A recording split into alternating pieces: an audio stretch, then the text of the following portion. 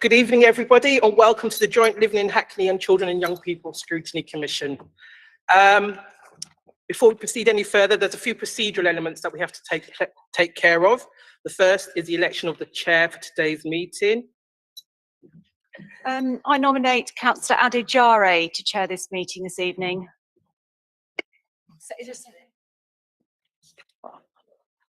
Thank you. Any objection to that? Okay, thank you very much. Firstly, just want to let you know that this is a hybrid meeting. So welcome to all of our guests, particularly our external guests. The City and Hackney Safeguarding Children Partnership, Met, the local MPS and MOPAC. This meeting has been recorded and live streamed. Please, can you all keep your microphones on mute throughout the meeting, as this will prevent audio feedback, unless, of course, you are about to speak. And if you would like to speak, please raise your hand in order to get the attention of the chair. The chat function shouldn't be used for conversations with other participants or to provide any kind of level of personal information or commentary. That should only be used if there's a point of order or procedural issue that you want to raise or to report a technical problem. This is a formal meeting of Hackney Council, so please note that the press may be in attendance. The rights of the press and public to record and film the meeting will apply. Thank you for your patience, having allowed me to provide you with all that information. Item 2 on the agenda is apologies for absence. First, we've got Councillor Ogun de Muren, Councillor Claire Joseph, and unfortunately Councillor Conway, who's got a conflict of interest in terms of all that we're discussing today. Are there any additional apologies for absence? Chair, there's some members attending virtually. Okay. So shall I just read them out? Please do, yeah. Yes, so Councillor Sizer, Councillor Susu Runge, and Councillor Selman are attending virtually this evening. Thank you. Agenda item 3, urgent items. There are no urgent items as far as I'm aware, other than those that we will be discussing. Agenda item 4, declarations of interest. Are there any declarations of interest attendees would like to put forward?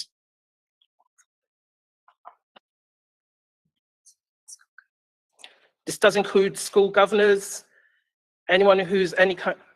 Thank you. You go ahead, please, Councillor Sadek. Sorry.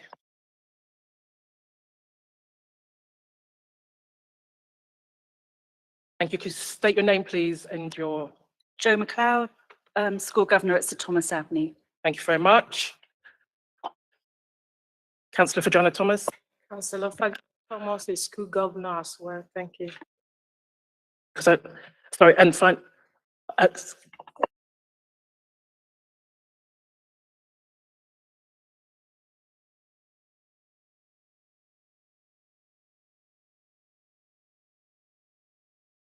Thank you very much. I believe we've got one more.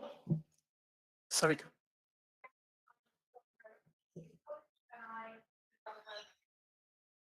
Thank you very much. Councillor Ross. Sorry, Councillor Midnight. Sorry, Councillor Ross. Yeah, Councillor Ross, Governor at Hackney New Primary School.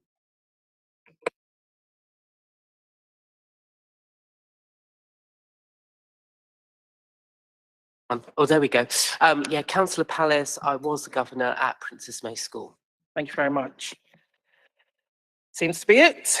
Agenda item 5, scrutiny of the strategic response to child queue. As you all know, this is a joint item agreed by Living in Hackney and Children and Young People Scrutiny Commissions. Commissions will be assisted in this process by the contributions of Hackney Council officers and our external guests today, alongside reports and submissions enclosed in the agenda pack. After this session, Commission members will reflect on the evidence heard and make recommendations for improvement to the relevant statutory organisations and partnerships. The Scrutiny Commissions have convened this meeting to review the strategic response of statutory partners to the recommendations from the Safeguarding Practice Review by the City and Hackney Safeguarding Children Partnership. The initial elements that we're going to be reviewing are the timeline of events and actions from the date the incident related to childcare was reported to all agencies up to the publication of the report. The response and actions taken by the agencies to the report and recommendation of the Child Q Safeguarding Practice Review report, the accountability structures and monitoring arrangements in place, reviewing the progress and implementations of the recommendations made in the report. And I think in terms of that, I think as chair, I think it's only right for me to kind of put forward these kind of elements in terms of the precursors that led to the circumstances for Child Q. They're no means new, particularly to the global majority and working class residents in our borough and our children. Over the years, elements have been highlighted in streams of work undertaken by both Living in Hackney and CYP commissions respectively, as well as cabinet members via the development of an anti-racism strategy. From over-policing of the global majority, stop and search, through to the over-sanctioning of Black children and disparities in school exclusions, the impact of how systemic racism manifests itself cannot be overstated or dismissed. In terms of our partnerships, the community call for change has been long-standing, all too commonly resulting in knee-jerk reactions which lack substance and fail to bring about systems and processes which ameliorate or remedy the experience of Black communities. The phrase lessons learnt, which we hear time and time again, ring hollow when they do not result in evidence and substantive change. In terms of safeguarding and serious case reviews, we've moved from Child C to Child Q. The day is of the shared view that we do not want another child assigned a letter as a result of any failings. As Commission members, in reviewing statutory responses, which today's session is an initial stage of, we want to ensure that we are not being presented with sheet music which taps into the zeitgeist, providing us with lyrics comprised of all the right buzzwords, but in being played out in our community, the tune is disharmonious, painful to bear, or drowns out the voice of the oppressed or victimized. Rather, the expectation is that collectively, we can ensure that practice evolves to a stage where we can all have confidence excuse me, in the public officials and bodies which are meant to serve us and nurture our children, and where coordinated practice is such that preventative measures are firmly embedded. To paraphrase Child Q, we're all here today to make sure that what happened to her never happens to anyone else. Moreover, that our environment, both in respect of our schools and police service, reaches a stage where race is no longer a determiner in terms of treatment. Yeah. In this meeting, we'll have contributions from officers alongside the reports, enclosing the agenda packs. Written submissions were provided in advance of the meeting and are published in the main agenda, and supplementary agenda is on the Hackney Council website. Please note, we did receive an amended paper from MOPAC, and this paper has been distributed to everybody here today. Thank you very much. And after this session, Commission members will reflect on the evidence heard and make recommendations for improvements. I should also add that timings for the agenda are fixed, and it's important in order for the Scrutiny Commission and all attendees, including members of the public who submitted questions, to ensure that these questions are heard and responded to. Therefore, like it or not, I'm going to be very strict with the timings, so please keep presentations, questions, and responses focused and concise. And please do not be offended if I indicate you need to finish your presentation, question, or response. I'll now invite Councillor Gordon to state her opening remarks and introduce the item itself. Thank you very much, Chair. So we're now moving on to agenda item 6, which is a serious case review of Child Q, safeguarding practice review. So just briefly, before we start this item, as similar to as the Chair said, I'm confident I'm speaking for everybody across these two commissions that we're appalled by what happened to Child Q, and in expressing our solidarity with her and her family following this experience. This incident has put the spotlight on Hackney's schools and policing, and therefore is an opportunity for meaningful systemic change. We acknowledge that a great deal has already been done in response to the safeguarding report, and we would welcome work that has been done particularly in relation to anti-racism, adultification training and community engagement. I'm sure everyone here will agree there's a lot more to be done. It's vital for there to be robust independent scrutiny as well as transparent accountability for the response by the authorities. We view our role in providing public scrutiny on behalf of the community we serve as central to a response that not only delivers justice for Child Q, but contributes also to ensuring that no child ever has her experience again. The London Borough of Hackney's paper acknowledges that many members of the community do not see child Q's experience as an isolated incident. We share that view in Scrutiny and would point to our work and recommendations, particularly on exclusions, safeguarding, anti-racism, inclusion and behaviour management that's summarised in the agenda pack.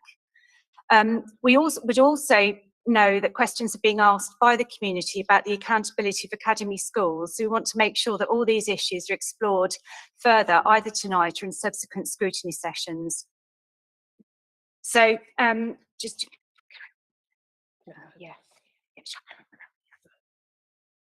the Child Q Safeguarding Practice Review was published by City and Hackney Safeguarding Children Partnership on March 14th, 2022. The aim of this first item on tonight's agenda is to have an overview of the timeline of events relating to Child Q and to hear about the key conclusions and recommendations following this review. So attending for this item, attending virtually, I'd like to welcome, representing the City and Hackney Safeguarding Children Partnership, Jim Gamble, the Independent Chair, and the Senior Professional Advisor for Safeguarding and Learning, Rory McCallum from the London Borough of Hackney. We have 25 minutes for this item, so we'd like to invite Jim Gamble to speak for about 10 minutes, and then we've got 15 minutes for questions. So, as the Chair has said, timing is very tight. Thank you. Good evening. Can you hear me okay? Can, yes.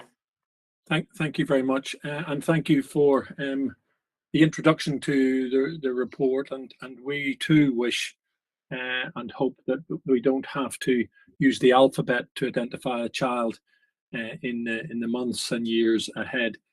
What I was going to do, given that you've all had sight of the report, was look at some of the key factors that we considered as we were putting it together. And given time, I'm just going to highlight those if that is deemed appropriate. So the first thing is timeline. Whenever the report was published, there was much discussion and debate about it, and a position was adopted that it had taken 2 years to complete. That's absolutely not true. The reason that there was ambiguity around the timeline was because we wanted to deepen the anonymity provided to Child Q and her family. Thereby, we didn't use the date and the month. Now, the date and the month of the incident is now well known, and thereby it's clear that the timeline was in fact just over 13 into 14 months. I first became aware of this incident on the 11th of January. It had occurred in the previous December. Once I became aware of it, I wrote to the police immediately on the 12th. I commissioned a rapid review, and on the 15th wrote to the national panel, the National Safeguarding Practice Review panel, to highlight that I believed this was a key case and a case that warranted a practice learning review. One of the issues that I think is being lost in a lot of the other issues that have been discussed around this is the fact that the national panel wrote back to me and encouraged me to reflect on whether there really needed to be a child practice learning review in this case. Obviously, I read and took cognizance of what they've said and thereafter ignored it, because it was critically important to us that this case was recognised for the watershed that it is and the watershed that it should be. And I share this now simply as a point for members to reflect on the fact that the national panel, who has concentrated on a range of other cases, didn't identify and recognise the significance of this. And of course, we all make mistakes, and privately, I think I know they acknowledge that error, but there's been no public recognition, to my knowledge, by them of this glaring omission on their behalf. And whenever I am speaking to many of the young people that I'm engaging with to listen to the authentic voice of young people in Hackney, young Black people in particular, they see this. They see the focus on those other cases, and I'll not name them because I don't want to diminish or take away from those young children that have suffered in other places. But ultimately, what you do see is the priority placed on some cases and the absence of priority placed on others. So I have undertaken and give you a further commitment that I will continue to press for the public recognition that that was wrong, that it was an error, and that it will not and should not happen again. So the timing is one of the issues I want to touch upon. The timing, 14 months is a long time as well. Those of you who are familiar with serious case reviews will know that on occasion serious case reviews take much longer. But actually the reason that we had a sustained further delay was the process of accessing information with the police. So in January, we identified the need to carry out the review. I made the decision in consultation with our practice review panel that I would lead that review because we wanted it to be focused, we wanted it to be context driven, and we felt that myself and the professional advisor would be best placed to do this. We recognized that we needed to be properly supported by critical friends, and thereby we created a reference panel, a reference group of safeguarding professionals,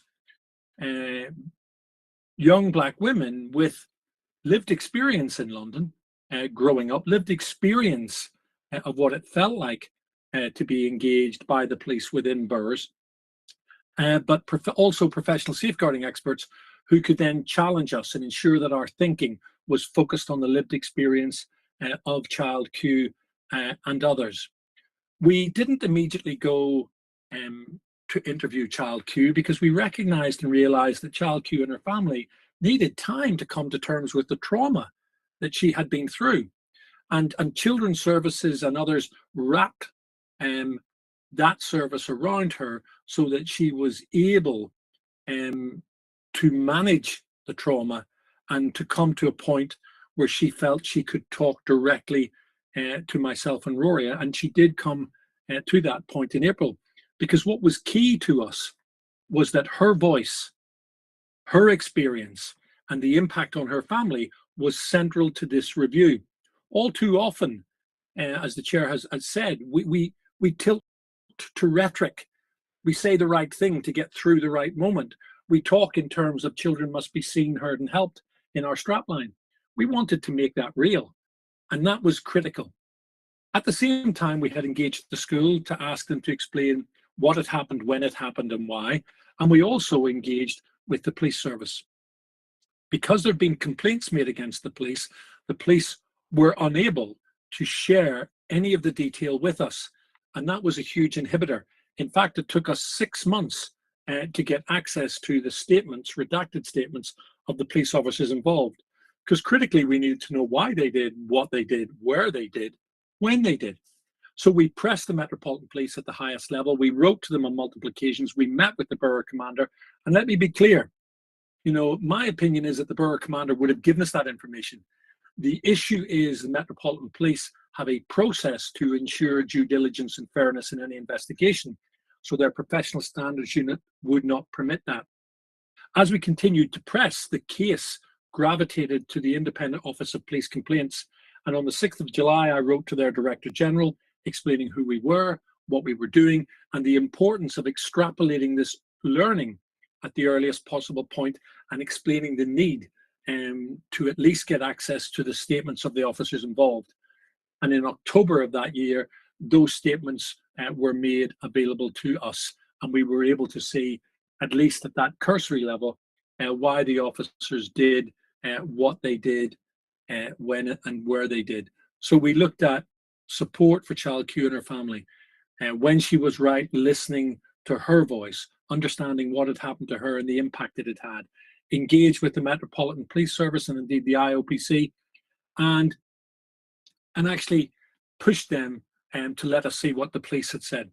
At that stage in October, we had sufficient information to begin working with our reference panel and others to construct the report. And we made a conscious decision that we would not use the phrase unconscious bias, because we have come to the point, where unconscious bias is an excuse.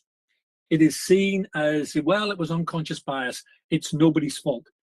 In public service of any kind, public servants should be making conscious decisions about what they do and the impact of what they do on others, not least a teenage schoolgirl in what should be the safety of her school, surrounded by people who should be advocating by, for, and on her behalf. So we made the decision then that actually language in this instance was extremely important, and that we would not default to what has become almost a blanket excuse of unconscious bias.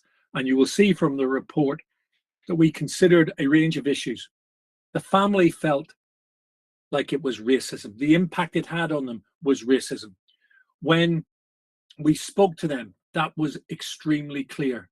And when we stepped back and looked at the disproportionality, when we looked at the statistical evidence available to us and the analysis, and asked ourselves the same question that we had asked of others, would this have happened to a 15-year-old white girl in another borough?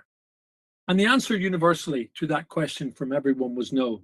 So we came to the position that race, deliberately or not, played a part in this.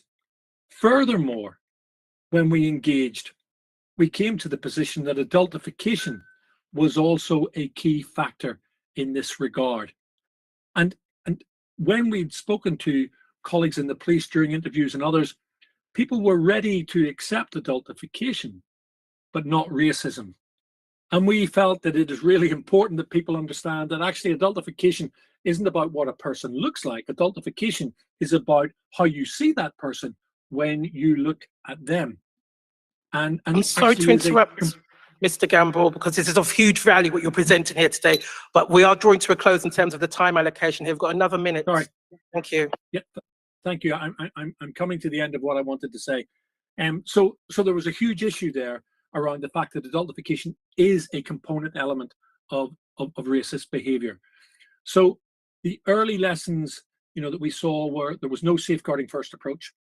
Neither the school nor the police consistently looked at child Q as a child who might need help. They defaulted to a criminal justice pathway, and when the police arrived at the school deferred to the police and thereby compounded the issue. Early lessons that we have seen, we can talk about at a later date, but ultimately the thing that's really surprised me is the signposting into the education system and the feedback we've had from some young people as we've begun to evaluate the outworking of this, that in some schools in our borough, they do not feel safe, they do not feel nurtured. They are unable to be in an environment where they can live, learn and thrive. And I'll finish on that. As I say, you have the report. If you wish to ask any questions, Rory or I will be happy to answer. Thank you so much for that oversight, Mr. Gamble. We're just going to kind of move on quickly to questions here. So we've got 15 minutes in which to undertake this. Have any hands up for any questions in respect of what we've just heard or in light of the report that we've read? Councillor Routs? Oh, sorry, Councillor Troughton, sorry. Thank you, Chair. The key local agencies, Metropolitan Police, MOPAC and Hackney Council, were all aware of the serious nature of this incident since January 2021 and all received regular updates from City and Hackney Safeguarding Children Partnership. What was done in the intervening period before the report was published to prevent similar incidents?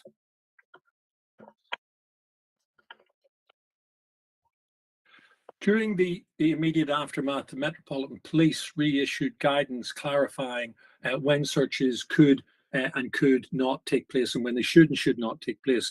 The school implemented a review commissioned by its own governors to look at what had happened and what lessons they could learn. And we across the council introduced and then accelerated our adultification training that we were addressing at that time. And in essence, we had a significant number of safeguarding professionals pushed through that adultification prior to the report being published. The difficulty, of course, was how far could you go in what you were doing without exposing that an incident had occurred and what would follow with regard to the identification of child Q at a time when I personally don't think she or her family were in a position to deal with that. But people did, their action was taken, training was instigated, and fresh guidelines were issued. Thank you. Any further questions? Councillor Binny Lubbock. Hi there. This is my first time speaking in this chamber as a councillor, and I've got to say I'm absolutely gutted that it has to be around this topic. And as someone who went to school here, it's quite upsetting. And I would just like to thank Jim, the Independent Safeguarding Commissioner, for his update. And he pointed out that there's been no public recognition from the Hackney, the National Child Safeguarding Practice Review Panel, as to why they said that they shouldn't take this further, and there was no case to bring that forward. I would like to understand if he's had any conversations around why they've reached that position, if they've reflected on it subsequently, if race was a factor in there, and also I would like to ask other people in the room. The report sets out a number of barriers which delayed the process for the safeguarding review practice review, particularly those issues related to safeguarding review panel, delays in the provision to a response from our local police force, and the IOPC investigation. Is there anything more that partners in the room, sort of quite openly, would like to say that they could have done to overcome these barriers to progress the matter more quickly? So, in answer to your first question, I've met with the chair of the national panel. Rory and I have met with the chair, and I addressed these matters in unvarnished terms directly with her.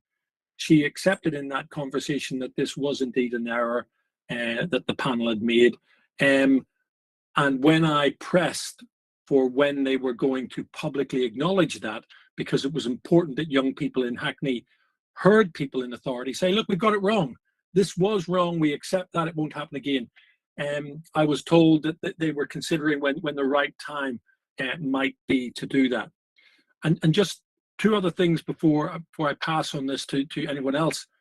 The issue about the impediment of getting access to information is to do with the systems and structures, not the individuals. It's to do with the systems and structures in policing. So the borough commander, Marcus Barnett, or indeed, Dan, Rutland, they wouldn't be allowed in a hierarchical organization to share. So our recommendations were that the national panel, and the IOPC should work together to create a protocol that means this never happens again. And that was a really important recommendation from our point of view. Thank you. Thank you. I don't know if the Met wanted to briefly respond to that, or whether you wait for a substantive agenda item. Evening, Marcus Barnett, the BCU commander.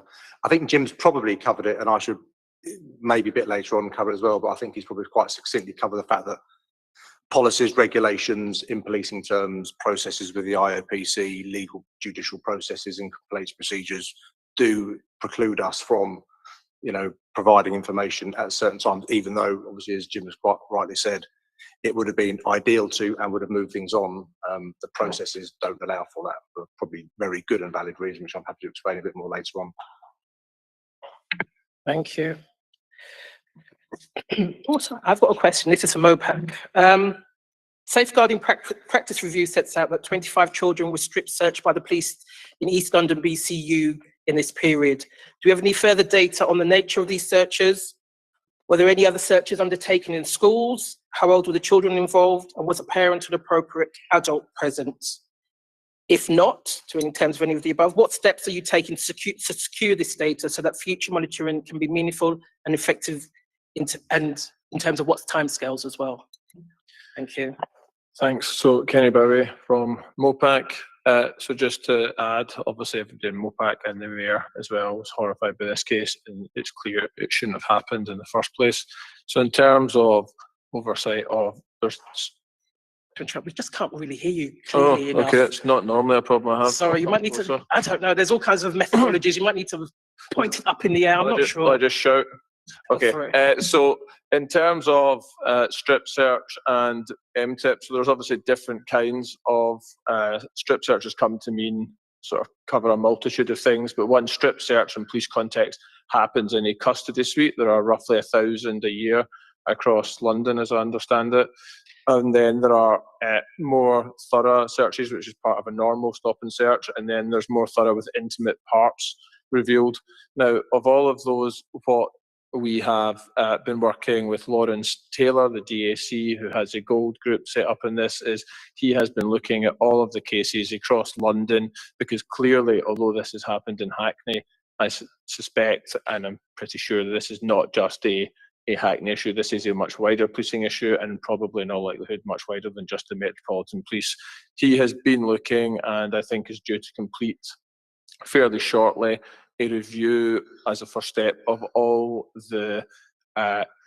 cases where there has been a complaint, which is either open or closed, which has been received by the Metropolitan Police following either an MTIP or a strip search within custody. Once we have the outcomes of all of that, I mean, it's Metropolitan Police data, but I think we'll be very happy to provide all of that to you. We have also taken various other steps which we've set out in there, including raising this with the acting commissioner, each of the management board people who we have met, and have been engaging frequently with Lawrence, Marcus, Paul and others throughout all of this.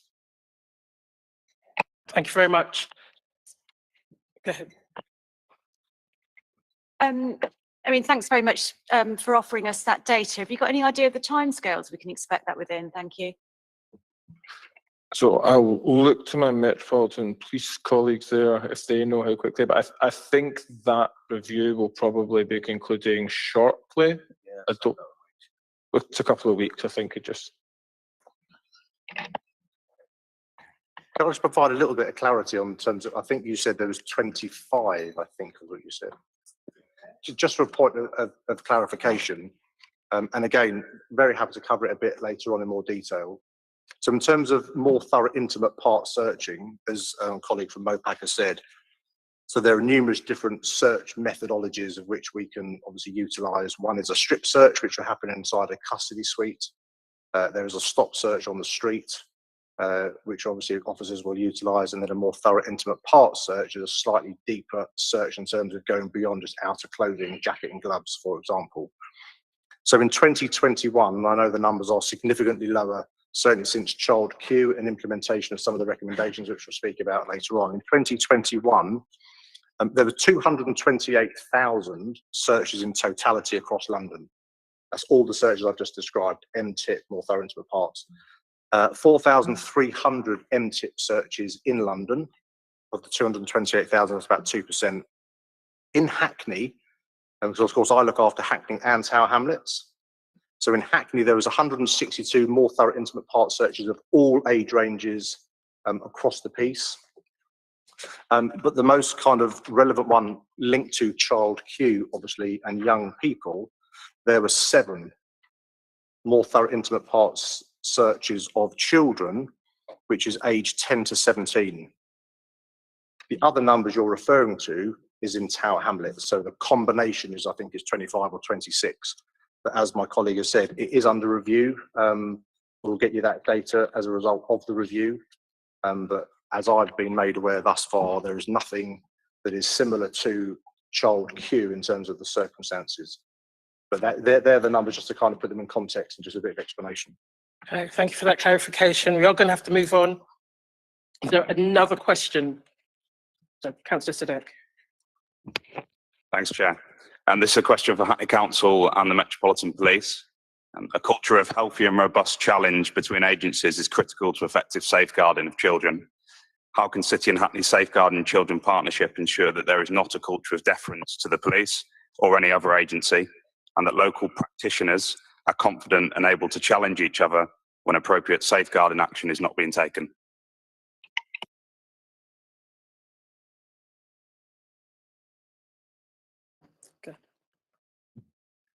Yeah, go ahead. Me to answer first.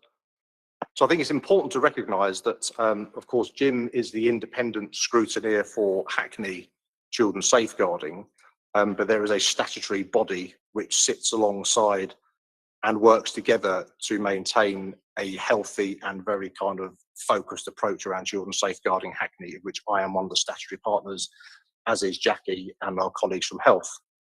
And what I would say is, obviously, with Jim's experience, the board that sits on a regular basis in constant dialogue, along with my own public protection teams and all the other work that goes on in terms of education and health, there is a significant amount of challenge.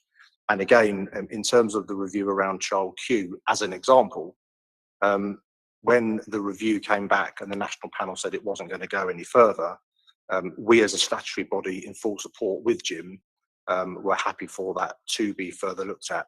So I would say, probably in closing, as a statutory body and a partnership, there is a significant amount of accountability, just to sort of try and reassure you of that. Thank you. Now we've got safeguarding that wants to respond as well. So we've got Rory McCallum. Yeah, thank you, Chair. So two things, as Marcus has just outlined, Jim's role as our independent commissioner is critical in holding partners to account and challenging them. All I would add, and just to expand on that term I just put in the chat about the escalation policy, as a safeguarding partnership, we've had one in place for a number of years.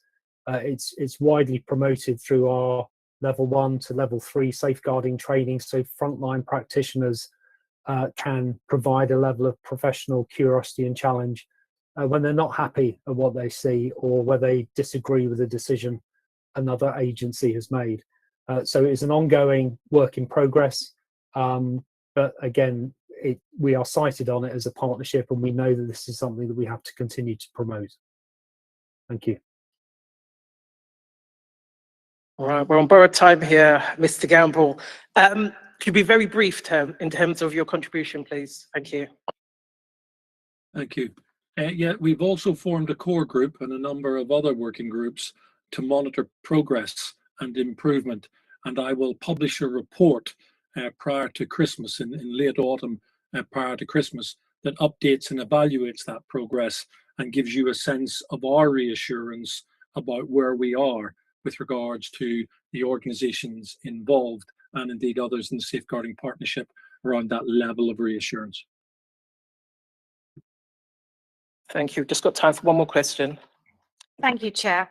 I just want to drill down a little bit more about what happens in an operational day-to-day level in our schools in Hackney. So whose policies and procedures do our schools follow in relation to safeguarding?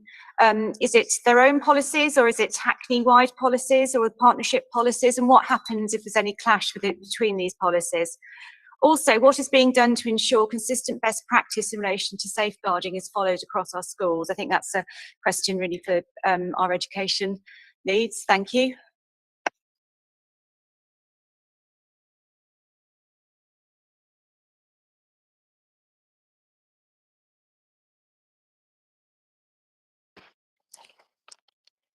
Can you hear me okay? Yes, all right. Annie Gammon, Director of Education. All schools across the country have to follow safeguarding advice from Keeping Children Safe in Education, which is a government document published annually. In Hackney, we also provide an annual model policy on safeguarding, which includes any updates to that national document. And that's sent out to all our schools across Hackney. And the great majority of them use that safeguarding policy. We would expect all our local authority schools and voluntary aided schools to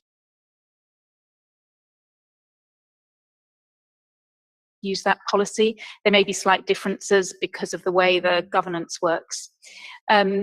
Academies may have slightly different approaches, but they have to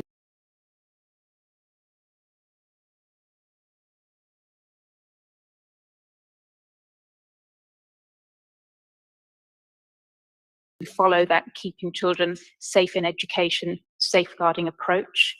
They also have to have countenance to, and sadly we've talked about the children who we now know by letters for a range of reasons. They have to have taken on board the recommendations that have come out of local safeguarding reviews, and that is followed up by training follow up by our safeguarding team in the education department in Hackney Education. In addition to that, the safeguarding team, and you've heard from Rory and Jim, do an audit regularly so that schools have to send in what they're doing and what approaches they're taking, and that audit is updated to take account of any more recent developments or approaches being used.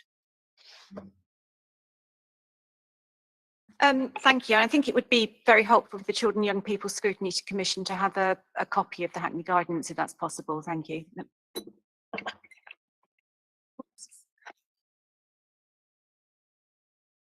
We are going to have to bring that agenda item to an end just due to timings, but I'd like to thank Rory McCallum, Jim Gamble, and all other respondees thus far.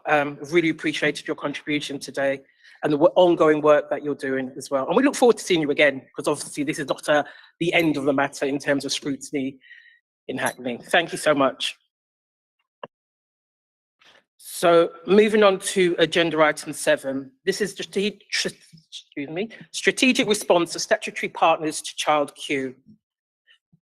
We've invited statutory bodies, the Metropolitan Police, the London Borough of Hackney, Mayor's Office for Policing and Crime to set out a response to the Child Q Safeguarding Practice Review in relation to the initial response and actions taken, lessons learned and identified priorities for the future, actions taken or planned to engage, involve and reassure the local community and other stakeholders.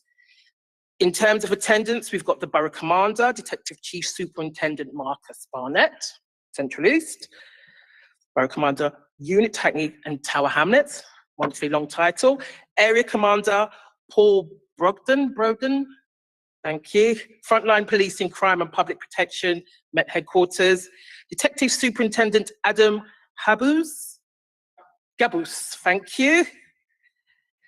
Central East Borough Command Unit, Hackney and Tower Hamlets, Chief Inspector Lucky Singh, Central East Borough Command Unit, Hackney and Tower Hamlets.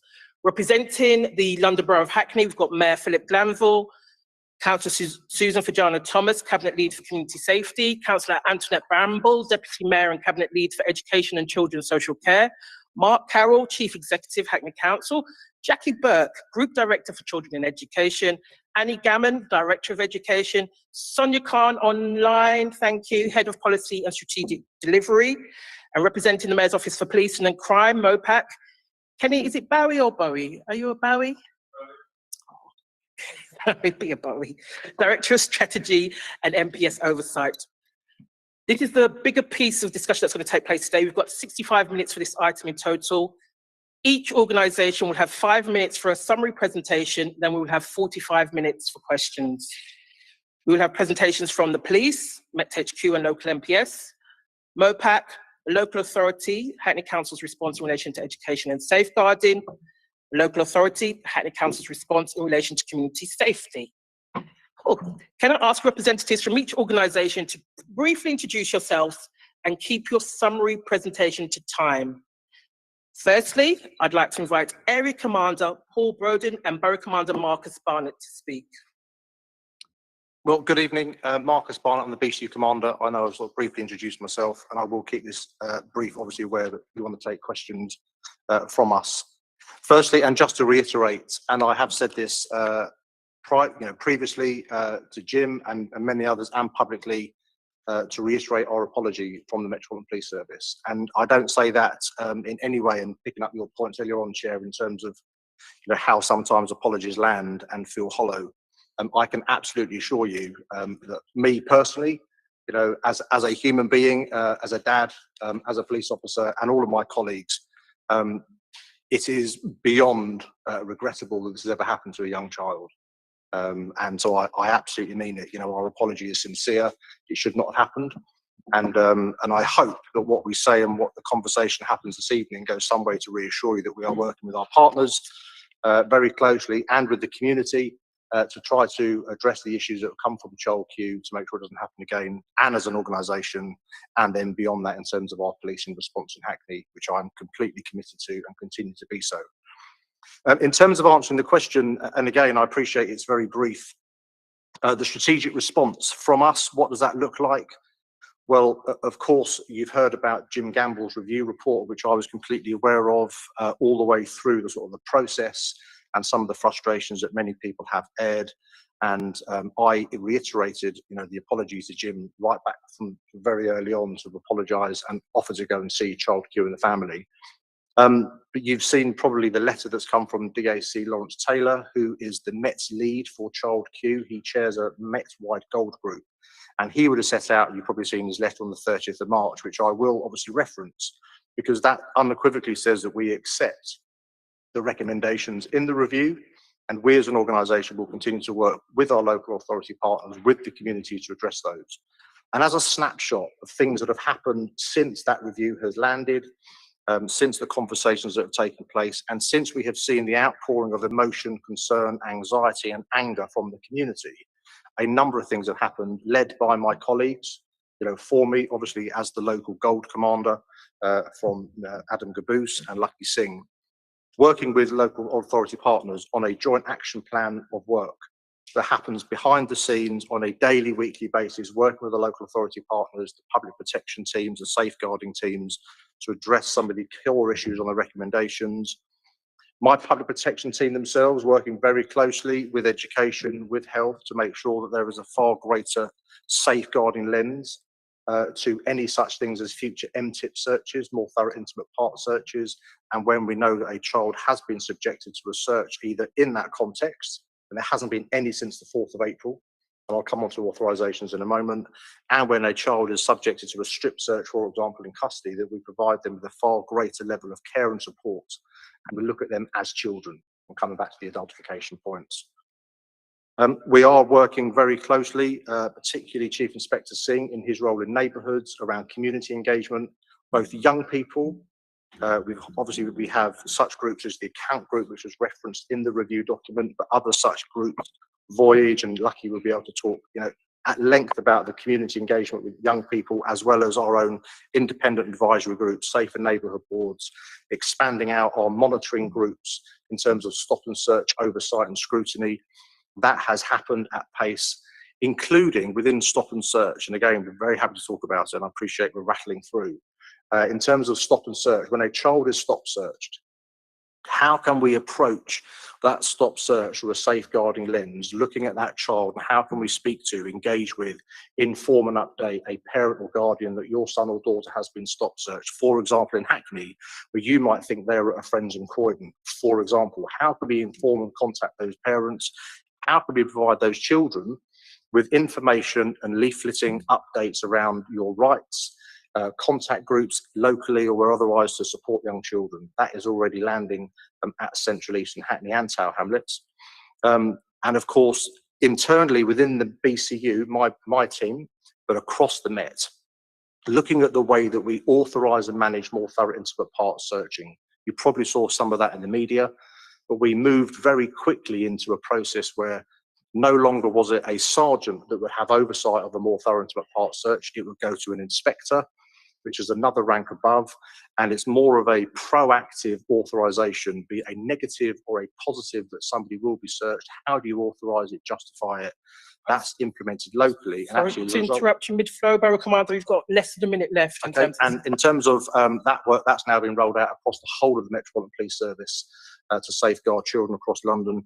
And I guess just lastly, really for us, internally on the BCU, adultification training starts this week with my teams. We are working across the Met, certainly Mr. Caboose's, to land adultification training across the whole of the Met. We recognise the importance of that. We are a learning organisation. There's also additional cultural training awareness going on across my BCU so that my officers know the pavements that they're walking on so we don't happen again. And actually our policing service to all of the community, not just around Child Q, is improved from this moment on. So there's a significant amount happening at pace on a daily basis. Thank you very much. I'm assuming that was a combination of you, of Area Commander Paul Broden and yourself in terms of that presentation. Borough Commander, it is? On behalf of the Met. Localised, yeah. No, I mean, obviously Marcus is a local leader on the ground, but all that work done with my full oversight. The fact that Deputy Assistant Commissioner Lawrence Taylor is still in charge of this goal group and critical incident, speaks for itself about how serious we're dealing with this as an organisation. So certainly what we want to do as Marcus, as a local leader, to be accountable to this group. Thank you very much. Next week, if possible, like a brief summary and overview of what MOPAC are doing. Again, 5 minutes. Yeah, thank you very much, Chair. So Kenny Bowie from MOPAC again. So I will not repeat anything which I've really said in the paper. I'm sure you can all read that. What I would say is, I think the strategic issue which comes out of this is how an incident like this undermines the public's trust and confidence in the Metropolitan Police and the police more generally. And actually, when we need to talk about the outcome being that we need to regain the trust and confidence of communities, and particularly if you look at where trust and confidence is lowest, young Black Londoners, and that applies equally both to male and female. And I don't say this as something which is trivial or the right thing to say. The model of policing that we have in this country is one of consent. It's one where without the engagement of the public, the police cannot police as effectively. And once you get into a cycle, as we see through our public attitude survey, which surveys sort of 12,200, it's going to be 19,000 Londoners a year. Actually, as trust and confidence has been going down over the last 3 or 4 years, so have our responses to the questions like, especially amongst young people, would you report a crime to the police? Would you cooperate with the police? So these things matter both at an individual, because you look at what happened to Child Q, you don't want that to happen to anyone else, and at a collective and community level. And I think that's one of the really key strategic points which needs to come out of that. Now, what is MOPAC doing because of that? Well, we're doubling down on what we were doing already to some extent in that regard. The police will continue to do what the police does. They're operational independent. We will oversee them. But MOPAC is looking, as a result of the Mayor's Action Plan, we identified this previously, to co-produce, to work with communities, to look at how we can do community scrutiny and oversight of the Met better so that it is done at a local level involving local people. That means stuff like community monitoring groups where they look at stop and search, other work, and we've engaged a Black-led organisation called Black Thrive to lead that across London and to help us actually engage with communities who might otherwise not be willing to engage with people who look, sound, act like me, and actually going to do that and get the authentic voice of people across London. We have already been speaking to Mayor Glanville and his team because one of the areas we want to pilot the community monitoring group in is in Hackney, and we will be going all out to do that. We have been engaging with various groups, including Count and others, on all of that. We hope that that will begin within a matter of months. Then the other thing which I would say, which we're investing money in, and again Hackney will be one of the areas here, is with the Metropolitan Police Service, we're going to move from doing a London-wide survey to doing something called a hyper-local survey. And what that will allow us to do is really get down to sort of ward, even more local level, and get the voices, the opinions of local people as to what's going on. And we're looking at areas where trust and confidence is really, really important so that we can understand and the Met can understand what it is that local people are actually saying they want to do and what is it that's actually going to drive that outcome. Because it's nice to have an action, but it's not so good if that action doesn't actually lead to something changing over time. And we need to understand it'll be different at different areas of London. What works where I live down in Streatham is going to be different to what works up here in Hackney. And I think that sort of hyper-local approach is the one which we have to move to. And obviously all of the stuff that was said by Commander Barnett there, we will be overseeing. But I think really, if you're asking me about that, is trust and confidence. And the other thing we want to be able to do in conjunction with the Met is to publish a lot more data, a lot more transparently, in a lot more user-friendly way. I mean, I know my way around the MOPAC and the MPS websites, and even for me, sometimes it's not that straightforward. So I think there's a lot more we can do to put the data out there, whether it's on MTIPS, whether it's on strip search, so that people do not think that we're hiding that, and that we do that in a way which actually puts out all of the protected characteristics. What race, ethnicity are you?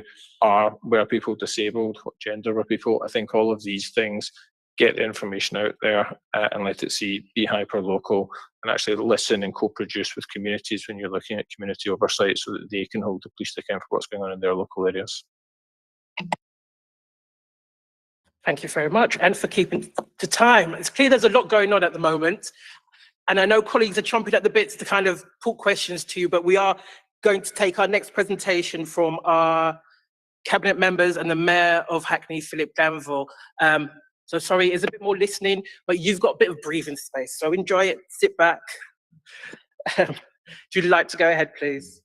Thanks, Councillor Adjare, and just to reiterate that the horror from the council about what happened to child Q, the impact on her family, and obviously the community trauma that was unlocked through the publishing of the report and the lived experience of others in our borough.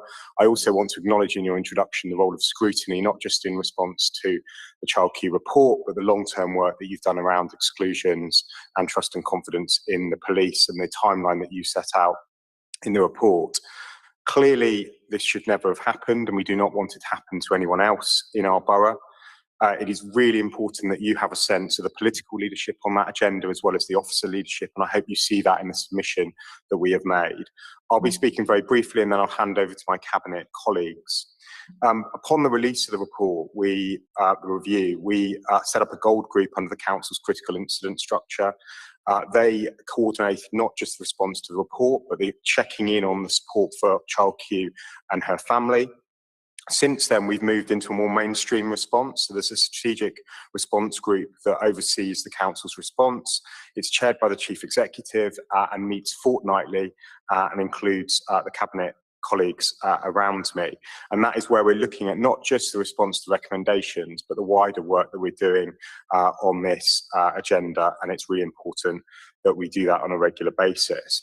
We obviously accepted the 8 findings and the 14 recommendations. None of them are directly targeted towards the council, but that does not abdicate our responsibility for leadership and accountability on it.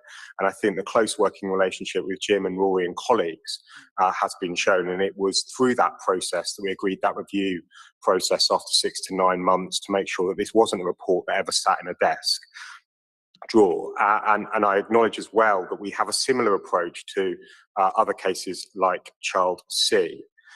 It's really important that our work has been around substantive and long-term change, understanding the impact of review on staff and communities, and ensuring that the work that we're doing on anti-racism, exclusions, trust and confidence in the police gets an additional energy and boost from the recommendations. That work, as you know in scrutiny, hasn't started here with the child Q review. It was things that we cared about, we're investing in, and we're really committed to, and you'll hear from cabinet colleagues about that work. And I suppose I would just finish my section on saying, you know, we have done the detailed work in partnership, we've been out there listening to the community, we've been visible leaders, and we've been championing not just the cause of child Q, but ensuring no young people in the borough ever go through something like this again. I'll hand over to Deputy Mayor Bramble. Thank you, Mayor Glanville. It's really challenging to sit here, actually. I think of young people, if they are watching and listening, and you hear this terminology, woke, and thinking how many black children are screaming, I have never had the luxury of being asleep because of the experiences that they have. And it's taking all of my composure to sit here because I understand that every ounce of energy I have has to be integral to ensure that we sit on the right side of history. An indefensible, inconceivable thing happened because in 2021, leading into 2022, we are still judged by the colour of our skin. So let's just sit in that for a moment. As an elected member, I cannot tell you the sense of pride from a Windrush generation to sit here as the most senior politician outside the mayor, being British, Caribbean heritage, but abhorrent of the country that I love and feel proud that children are being judged by the colour of their skin. I'm going to quickly tell you some of the things that we've been doing. We've reviewed our policy around safeguarding, around stop and search with the police. Councillor Vaginas may go into that. Guidance around safeguarding and taking a safeguarding approach. Let's be clear, if a young black child was seen in terms of a safeguarding response, this wouldn't have happened. The assumptions were made that she was a criminal. When she was searched and nothing was found, it was still conceived she was a criminal. She was then searched in a very vilifying way because the assumption was made she was a criminal. That's not my opinion as a black woman. Read the report. This is what the report tells you from an independent chair. So we began our political journey with a 4-day anti-racist practice conference. We've had training in schools and for our staff team around trauma, cultural competency and awareness. We have spoken to head teachers and governors around this issue. We have spoken to young people. I've asked officers to help me facilitate sessions online with parents. The Mayor has joined me on that for our parents to be heard. I've spoken to Jackie Burke and we are taking a public health approach in terms of trauma, because this isn't just about Child Q, and please receive this and receive this well. Of course, our hearts and prayers and thoughts go out to Child Q and her family and that continued support. But you cannot underestimate how many black and global majority children, parents and community have been triggered by this response, because many are saying, actually, we're not surprised. Finally, we're being heard. We have to sit on the right side of history. The journey needs to stop, in my opinion, Chair, or joint chairs. There's no more room for a journey. The journey's over. Action and work and continued due diligence has to start. We are intellectual beings and we have to be comfortable being uncomfortable talking about race. Why? Intellectual beings, but all of a sudden we talk about race and racism against black people and we get very British and uncomfortable. We just jolly well need to get on and do the work. It's inconceivable and unacceptable that this day and age, that young children that are black and from global majority are being treated differently because the colour of their skin. And we haven't even, I've not heard anyone mention tonight about disproportionality. I have no issues with the police doing their job. I have no issues with educators educating children. That does not, that has not had any response to why there's a disproportionate amount of young children being stopped and searched, a disproportionate amount of black children being excluded, a disproportionate amount of black children where there's an attainment gap. That is what I want us to discuss, because there's no scientific evidence saying black parents can't parent, that young black children cannot behave. So what are we doing around disproportionality? I will pause there, Chair. I'm sure as you question us, we'll talk about the detail. The detail's there, but we have to be uncomfortable, being comfortable talking about race until it's not. We just have to be honest about it. Yeah, uncomfortable, getting to the stage where we can be comfortable. Okay, that's a lot for colleagues to kind of take in and digest, and I'm sure some of you have already been busily scribbling down some questions. Oh, sorry. How could I even forget you, Councillor Vaginas Thomas? I'm so sorry. Please go ahead. Good evening, all. Thanks very much, Councillor Adejare and Councillor Gildon for this evening. Just to follow on what Mayor Glanville and Deputy Mayor Bramble have said, actually this is one of the first time that I have to speak publicly about Child Q. And I want to begin by saying, like a lot of people here in our home and up above the country, I am appalled and sickened by the treatment Child Q received. The school failed her and the police disrespected her. I think that is the starting point for me. But in terms of the question around what we have been doing, you were aware when this happened, we wrote together again with Mayor Glanville, the Chief Executive and Deputy Mayor, we wrote to Deputy Assistant Commissioner Lawrence Taylor about the report. Glad he came back, with a response to our letter, acknowledging the failings in the case, accepting the reviews and recommendations, and recognizing the widespread anger this case caused, and making a series of commitments that includes the Met trying to become an anti-racist organization. So far, the council, we welcome the response, and what we have been doing so far is to actually, we are at the point now, what we want to do is not just about child Q, it's around trust and confidence in the long term. So the council is working with the police as a strategic partner.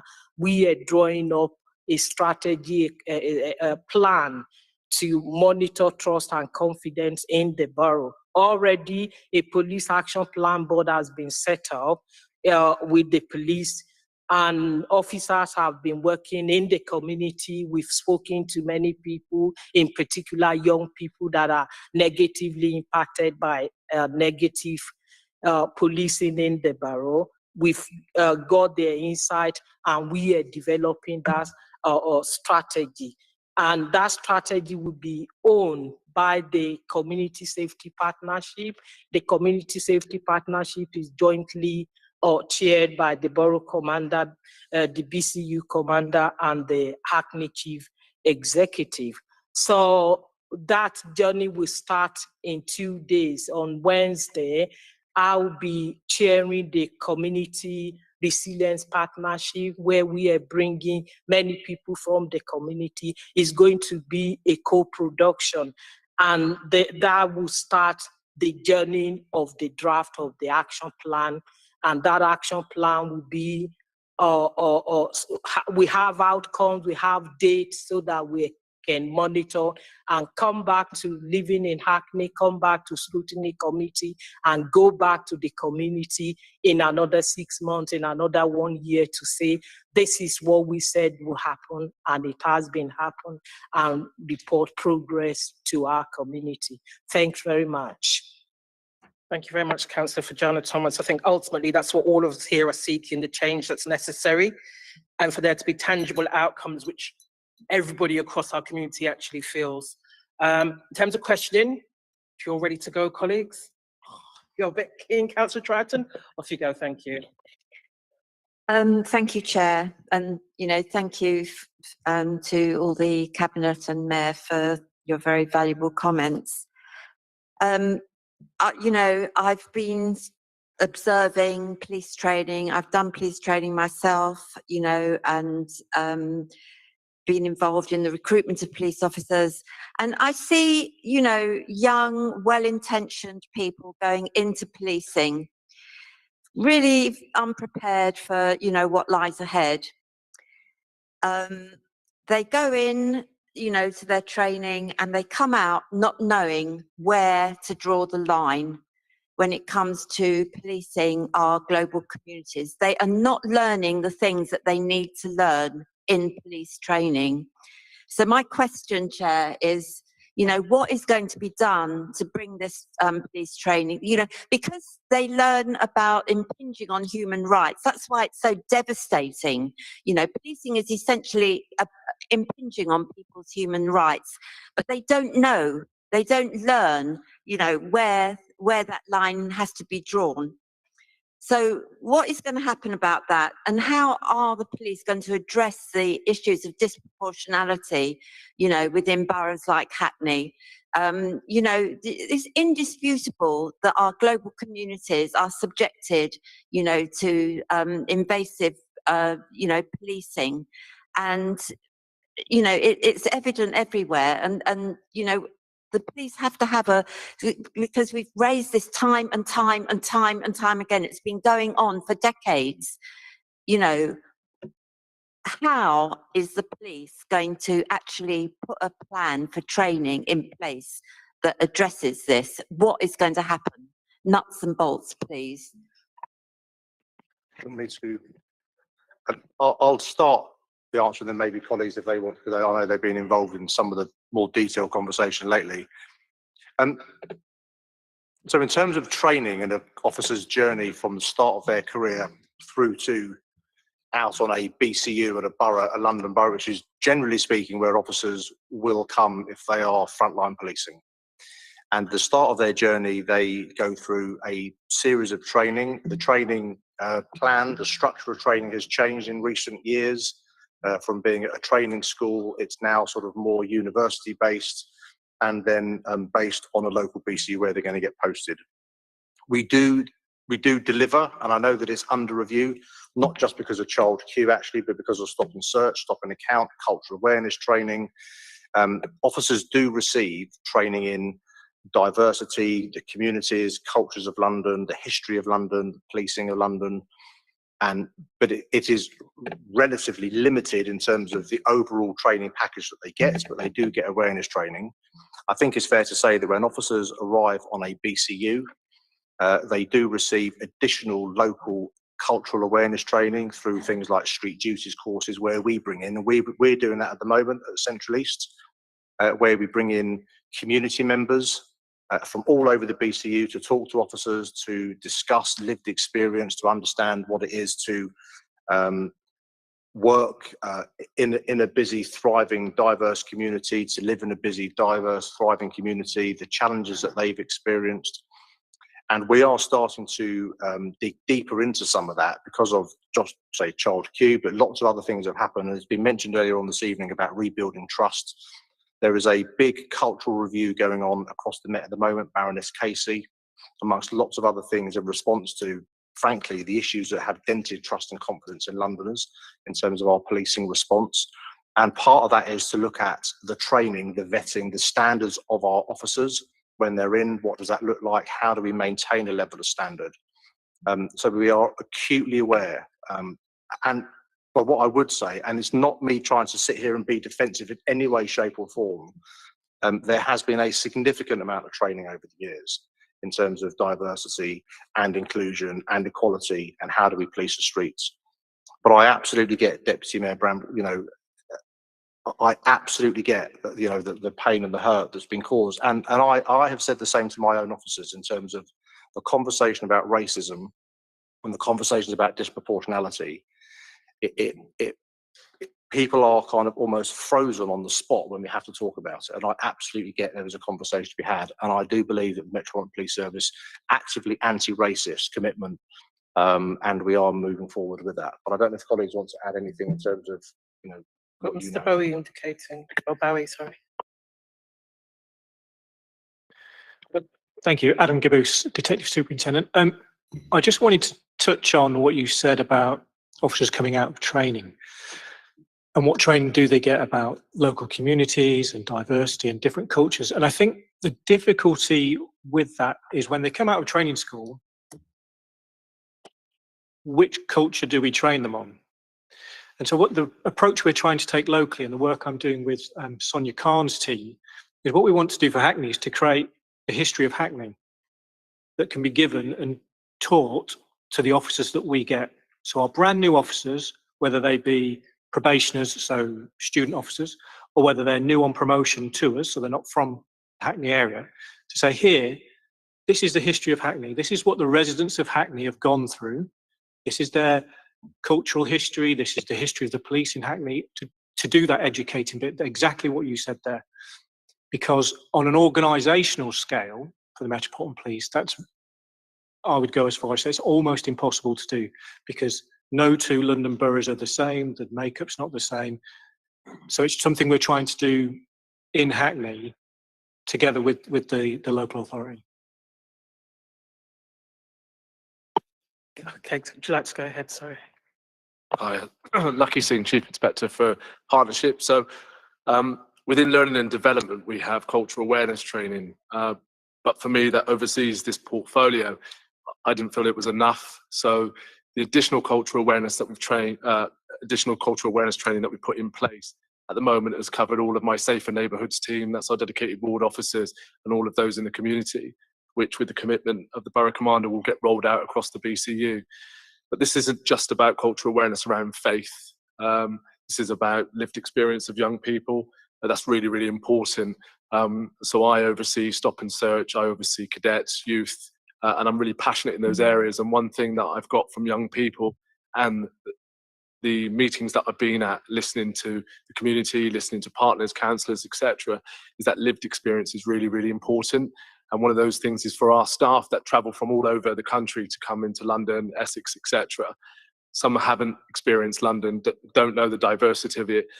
And one of the other things that I pick up within the Black community is that it's just not the Black community within that, the subcultures, which we have to understand, Caribbean, African. So I also am very mindful that we just don't use the term Black within that. There are communities within that, and we have to understand that. And that forms part of my cultural awareness training. So I have youth leaders come out from the crib, just to name one, and we have young people come and talk about lived experience, what it is.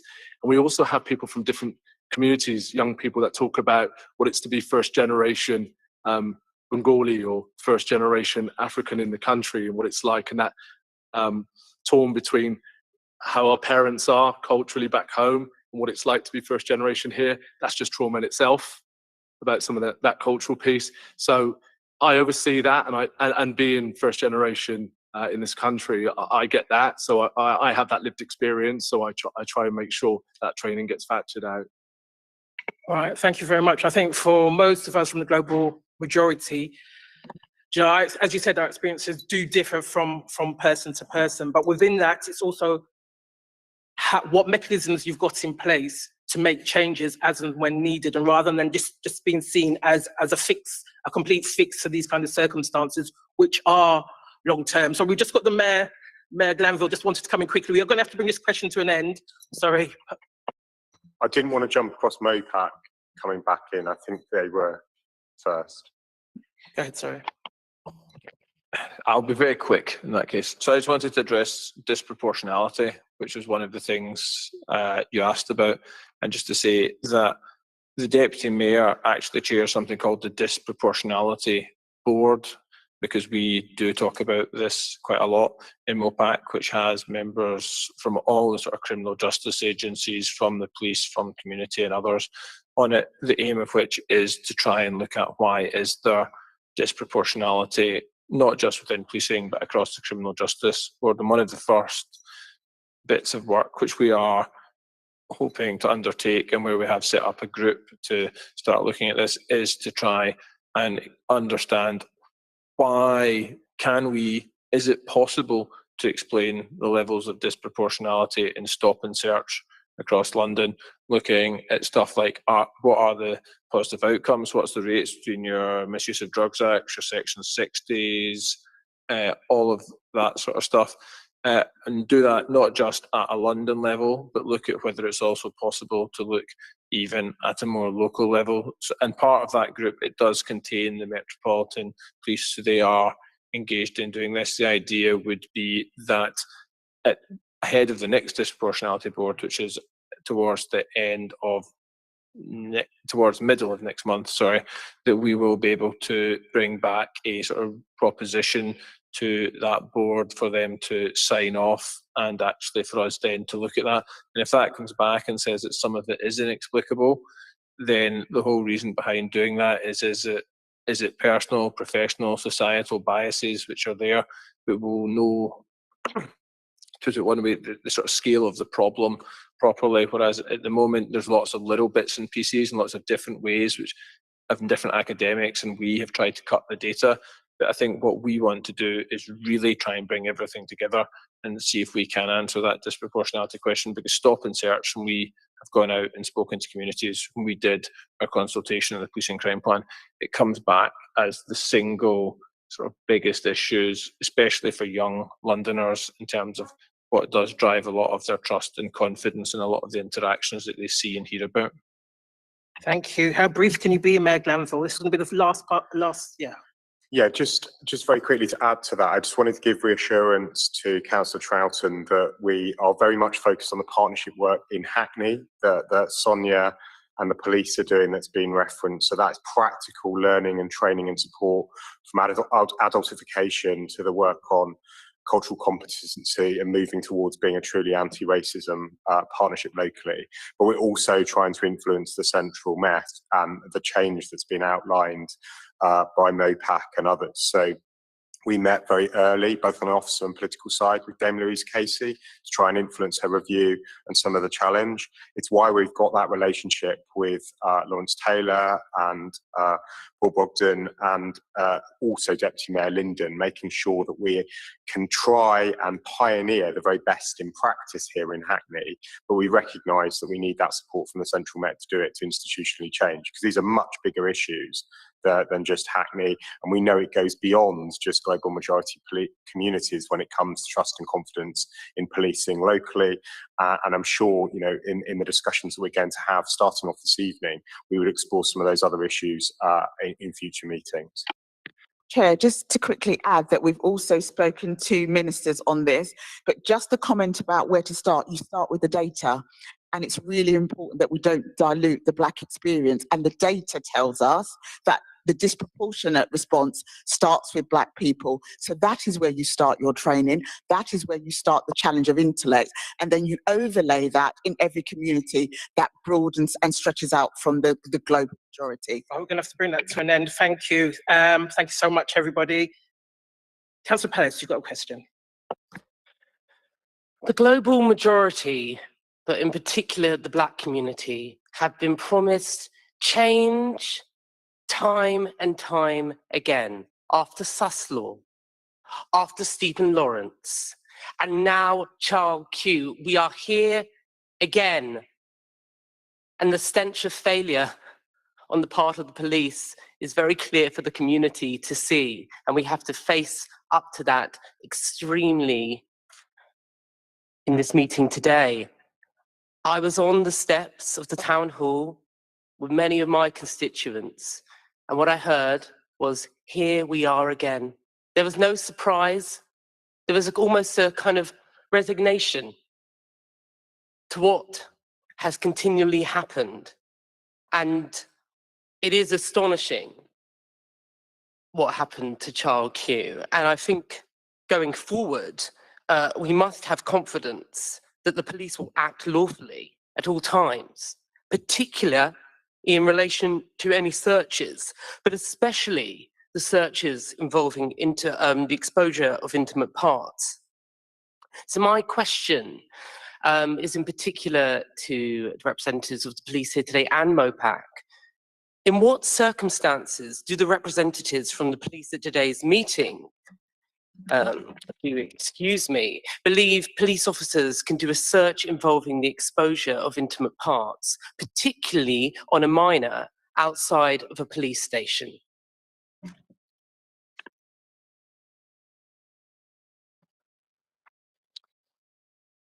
Well, I think it's probably, I think the starting point is to say that there is a legal basis that says the police can do that. But I think you heard earlier on that the data, you know, if you look at the volume of searches that happen across London, and then when you break it down in terms of the volume that happened in terms of more thorough intimate part search against children, is a small number and continues to be a small number. But there is a legal basis that says that the police can do it, as long as, of course, the officers can account for it, justify it, it's proportionate. And the circumstances by which they could have to do it.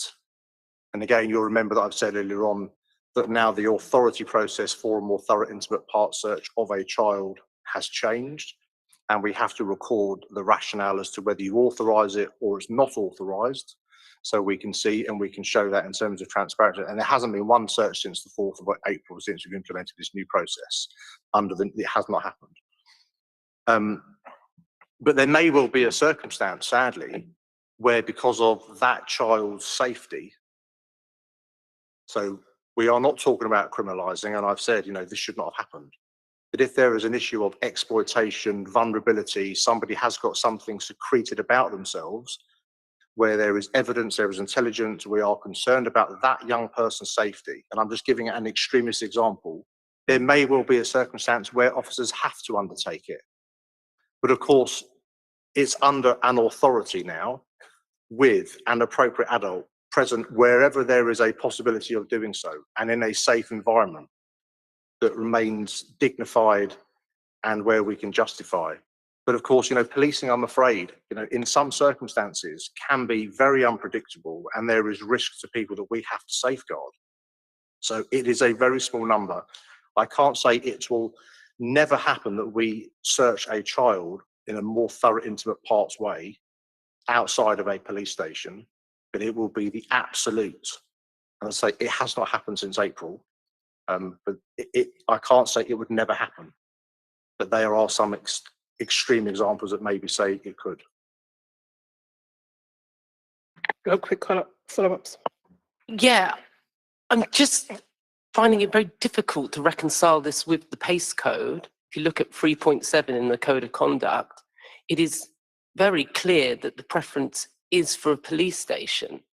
So in the case of Child Q, the basis is from the PACE code would seem extremely tenuous, to say the least. So can you specify exactly in relation to the PACE codes when you think those circumstances would apply, and why wouldn't you take a minor to a police station?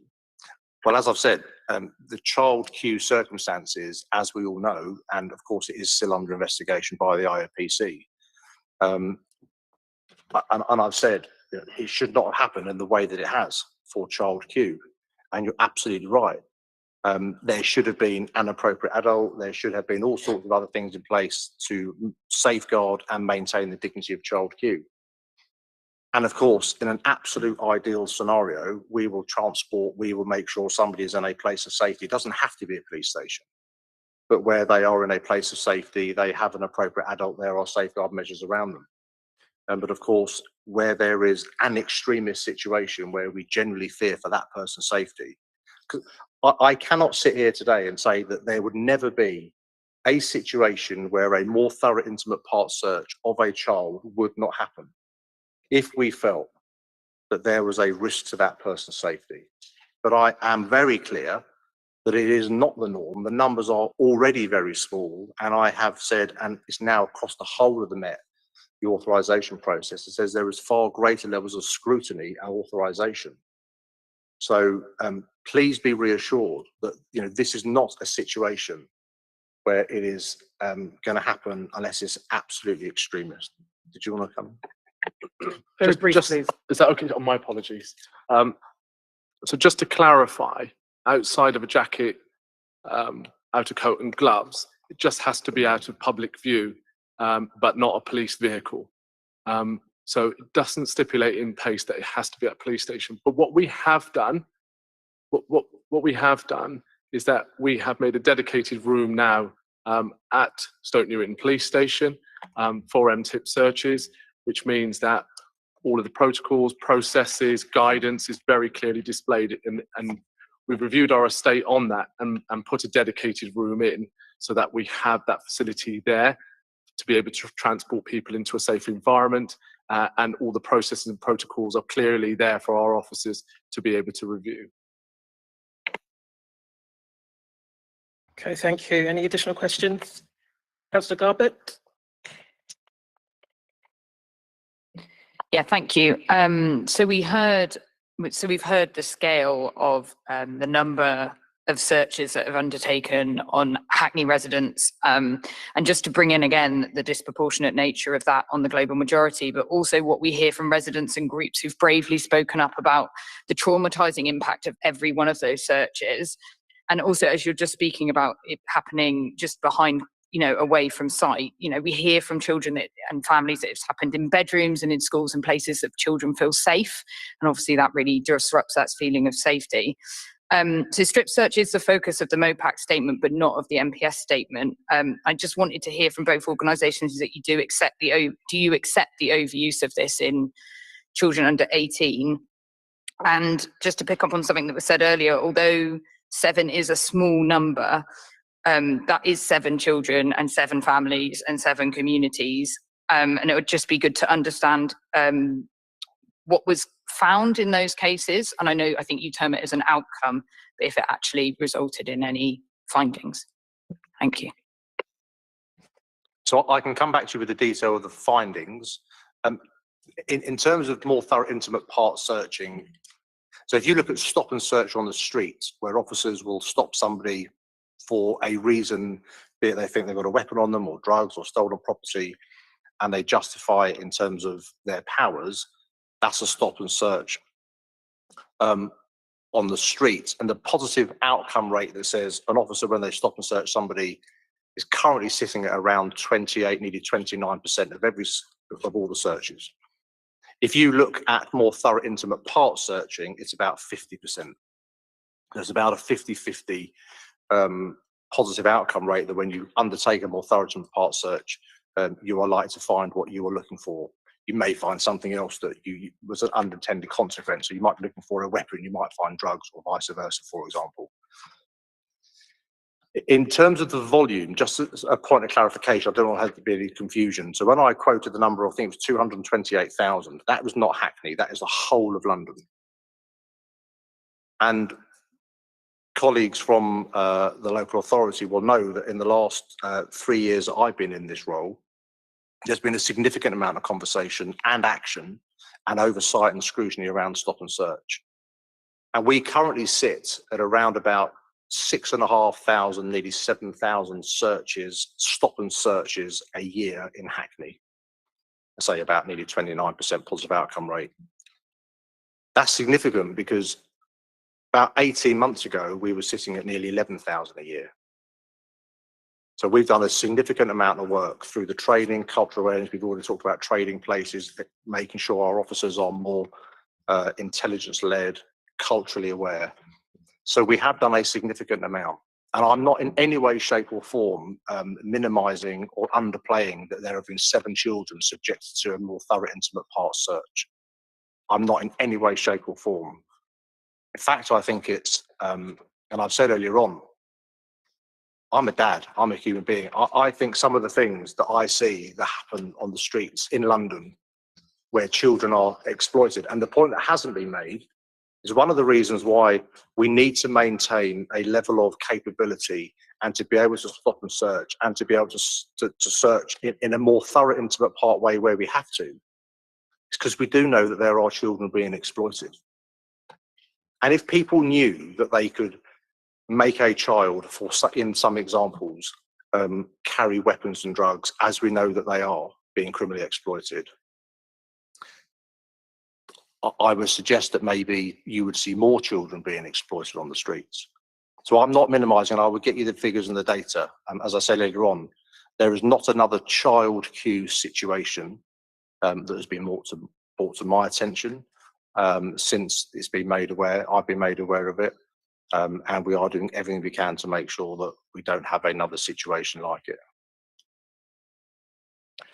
Thank you. I think in respect of stop and search, the main concern for people is the presumption of guilt, particularly in respect of our young Black people. The data that we've already seen in living in Hackney, it's been the case that in terms of outcomes, percentage-wise, in terms of prosecutions or further action, significantly, in terms of the wider picture, are lower than one would have expected if this was all based on intelligence, which we would imagine was the case. And I think that's incredibly problematic, particularly to hear that that's the premise for stop and search, which by virtue of the fact does make people guilty until they have been searched, which is worrying. It's a worrying trend for people in Hackney. It's one that we haven't been able to resolve, and one that does need resolving in whatever work that the Met undertakes moving forward. But I'm glad it's cognizant of kind of elements in terms of racism and disproportionality, which are being taken on board. In that respect, I do have a question. It relates to officers in schools. There was a legal challenge a while back, which was withdrawn, and it suggested that the presence of officers in school may have a disproportionate negative consequences for Black children or those with special education needs, with there being the possibility of them being drawn into the criminal justice system as a consequence. I understand a review was carried out in terms of this provision. However, given the fact that former Deputy Borough Commander Leroy Logan and also Hackney North and Stoke Newington MP Diane Abbott have made a call to remove police from school settings, I'm interested to know the elements and findings of that review, when changes are likely to take place, but also as an add-on to that, within the review, what scope was given to reinvesting, or also how much funding is given over to these roles, and within the review, what scope was given to providing funding directly to support children, whether it's mental health services, supporting attainment levels, providing grants for students, what other considerations were made as opposed to ensuring or increasing the numbers of school safety officers, which we're hearing is potentially the case. Thank you. So this is a review which is being done by Commander Helen Harper and as part of CPIE. And this is part of the Mayor's action plan. And what I think this is still at the draft stage, as I understand it, with the plan being that at the next Mayor's Action Plan public review meeting, which is this Thursday evening down in Brixton, we're going to be looking at basically car stops in terms of the report, which the Metropolitan Police has recently produced on that. And at a future date, we will be looking at the Safer Schools Officers report. I think Commander Harper has just gone out to head teachers at this stage to get feedback from them directly on whether they see how they perceive and how they use Safer Schools Officers within their schools to help inform that report.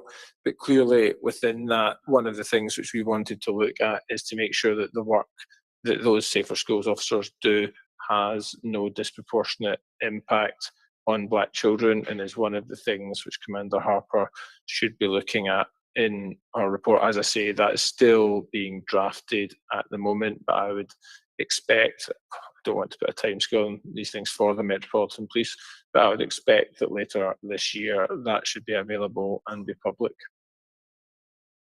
So very quickly, in terms of the fund, are you aware of the funding?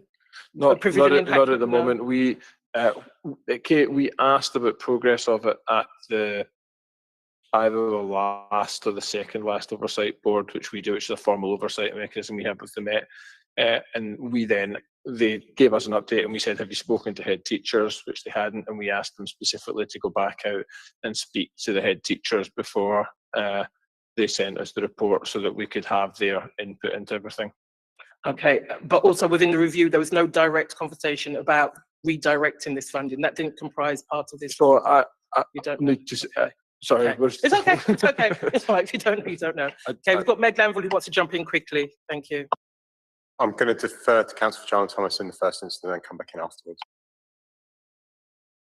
Thanks, Mayor Glanville. Thanks, Chair. Just to add to your question in particular around review of safer schools policing, we, as part of the engagement we'll be having in response to Child Q, one of the things that we discover through colleagues or in education was, in spite of the fact, I'm talking about this review, which is important, if colleagues from MOPAC can take this away. We have written together with the Mayor Glanville and Deputy Mayor Bramble, we've written to Deputy Mayor Sophie Linden around this.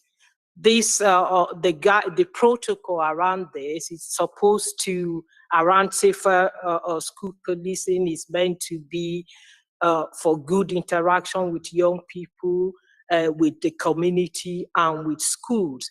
But in that protocol, in the guidance, there's no mention of parents in there. There's no acknowledgement of parents and parents' involvement around or safer school policing. So because of that, we have written to Deputy Mayor Linden asking MOPAC to look into that protocol and effect a review as soon as possible, just to let you know that is part of what we have been doing.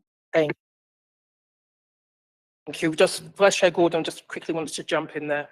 Yeah, I mean, very, very quickly, I mean, I totally share what the Cabinet members said. I mean, head teachers are only one stakeholder in schools. They're obviously at the top of the hierarchy. They do not have a complete picture of the impact of policing in schools. And also, as is being acknowledged, you know, by all parts of the meeting this evening, each community, like our communities in Hackney, we've got our own particular circumstances. The dynamics of this are very, very local. So I really, really hope that you follow Councillor Fajana Thomas's, and I'm sure other people's suggestions to consult, you know, widely and deeply in relation to the impact of this policy. Thank you.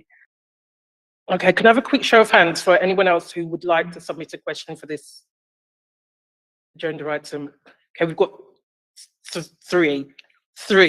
That's where we're stopping on this. I don't know if you'd like them grouped together. If people are happy for that to happen, you've all got your pens. Should we do that?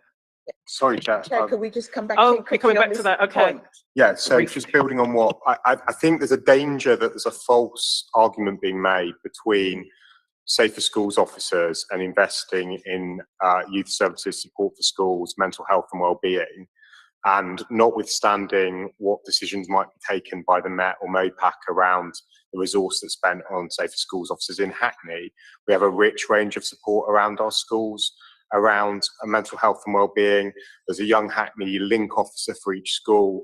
There's the WAMS and CAMS work, which even all of our academies take part in to keep our children safe and build those relationships. And I do think, respecting what our MP has said and what Leroy Logan said, a close partnership built around well-being and an inclusive school with a safer schools officer that understands the education context and has that trust of parents, carers, the school leadership team, and is trying to divert away from the criminal justice system. And obviously there's crucial about the advice and methodology is better than calling for a blue light response with none of that experience or relationships in schools. And I think there's some element of the child queue situation where maybe wrong advice was given. We'll wait for the IOPC report, but the safer schools officer was not there in the school because of COVID. And I think that you've got a blue light response and what happened next. I do think though that work has to be co-produced with our school system. They have to have confidence in those officers and the guidance. So as well as the work that Councillor Fajana Thomas set out, there's work happening in Hackney around that agenda. And I would also say, crucially, we believe in investing in a rights-based approach for our young people. So whether they're faced with situations in school around exclusions or searches from teachers or searches from police or police attending the school, we want to make sure that our young people and our community are equipped with that rights-based approach. We know that Account have been doing some of that work, and I supported their funding bid to see that happen, and there are other organisations doing that work in schools, and indeed our own political manifesto talks about that rights-based approach. Just to touch on the work with schools, Councillor Fajana and Thomas I have met with officers around how we empower our children to know their rights. But let's stress, too much responsibility should not be put on children. This is about adults and how we address that. And we want to work with schools around the culture of policing in schools, because let's park the police. This happened in a school environment because a young person was criminalised and there wasn't a safeguarding approach. And the policies that we've done have revised that to ensure that going forward, head teachers are contacted if police are going to be called, and there's a safeguarding approach. And just a word of encouragement or caution for police officers to try and reassure us in the community. You're absolutely right to not say, we'll never say we'll stop and search a young person, because actually you would make them more vulnerable to those adults that want to capture weapons. But this didn't happen because a young person was vulnerable. It happened because she was black. So the reassurance that we need for our communities is that this won't happen again because a child is black. I cannot stress that enough. Thank you. Thank you. So we've had three members who signified they'd like to speak. Any in particular? Got ones on education, which could prioritise these schools. Okay. Councillor, I'd like to know. Thank you. Good evening, everyone. My name is Claudia Torredelov, Councillor Claudia Torredelov, sorry, for Victoria Ward, and also now mental health champion for Hackney Council. I just wanted to follow up a bit on what has been said, and something I find quite difficult is to hear this term of small numbers. that you have referred to, which it might be true. I haven't seen myself the data. However, these are still people, so I wouldn't like it to call it small numbers because it dilutes the essence of the number of people. One is enough to be already quite bad. My question is related to responsibility of the police stop and search to mental health. Personally, myself having been stopped and searched on a number of occasions, 2 weeks ago, the last time, on a trip, coming back to UK, not believing that I'm a resident of this country.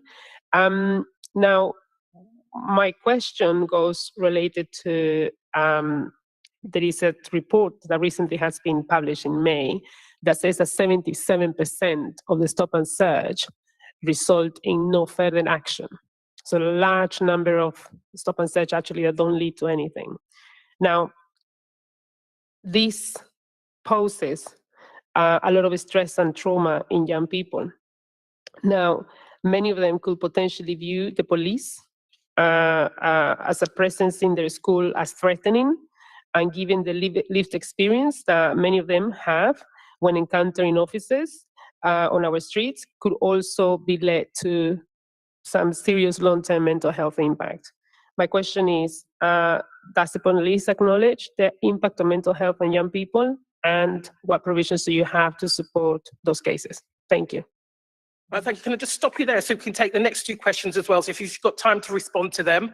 Otherwise, you're going to experience a deluge of questions incoming through your mailboxes, which we're trying to prevent as far as possible. Councillor Vinnie Lubbock and Councillor Young. Thank you. Yeah, so just very quickly, a key recommendation of the Safeguarding Practice Review is that where there's suspicion of harm arising from substance misuse with a child, that a safeguarding approach first safeguarding first approach is adopted, and we've heard a bit about that already. And the IOPC in October 2020 recommended to the Met that the smell of cannabis alone should not be the basis of a stop and search. So I just wanted to make sure that the key safeguarding partners present today have a coordinated response and understanding of what that safeguarding first approach is. And one of the proposals that in the MPS Metropolitan Police Service update on page 66, item 2.1.3 of the agenda pack, said that they proposed to do more referrals to MASH, the multi-agency safeguarding hub, and that there was pushback from the local authority around resourcing. So I was wondering if the local authority can also set out what kind of resource issues there might be and any other challenges to developing that safeguarding first approach. Thank you, Councillor Young. My question's a follow-up on the evidence that officers have given on training. Thank you for your description of training at a sort of high level. I wanted to know whether any of the officers, including those sitting behind, could give a practical example of training which they have undergone or they have provided, which would challenge their own assumptions on race.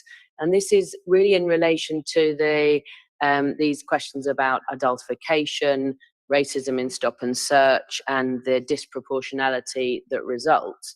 If we are seeking to change culture partly through training, it would be good to hear how that is happening in practice. Excuse me, I hope while you've been sitting there, you've been ruminating who's going to decide, who's going to respond to what. Have a show of hands for the first question. Okay. Sorry. And Councillor Vinnie Lubbock's question, who will be responding to that safeguarding?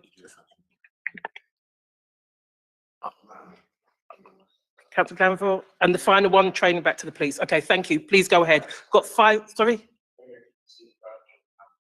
Councillor Selman. Thanks. Do you want me to come in now or with the question? It's a quick one.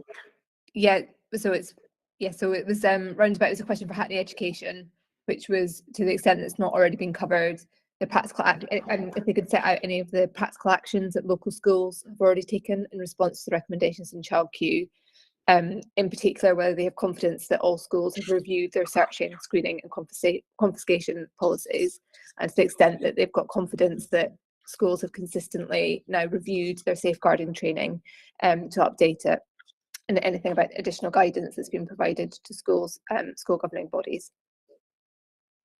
Okay, thank you very much. It's good. First, take the police response. Are you able to combine both of yours, both the training and thank you?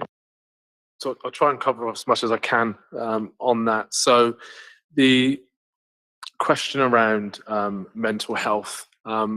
So we work closely with CAMS in Hackney, especially within a schooling environment around mental health. I suppose when it's out on the street, there's a couple of points for me there is around, so we have Go Wisely that you give grounds, object, warrant card, identification and entitlement. What we've added on there is that talking it through with young people, talking it through with anyone we stop and search, the rationale behind it, why we did it, because I think that's a really important part of the mental health part. It's no good just walking away from a stop and search. So what we do now is we ask our officers after every single stop and search, there needs to be a deconfliction. So we need to talk around why we were there, the purpose of it, where we call there, why we acted the way we did, what information we had. Because part of the mental health part for young people is to better understand why they were subjected to that. So I don't think young people, and the ones that I've spoken to, are anti-stop and search. They get it within their areas that there is criminality, people carrying weapons, etc. And they see it as a valuable tool to prevent that.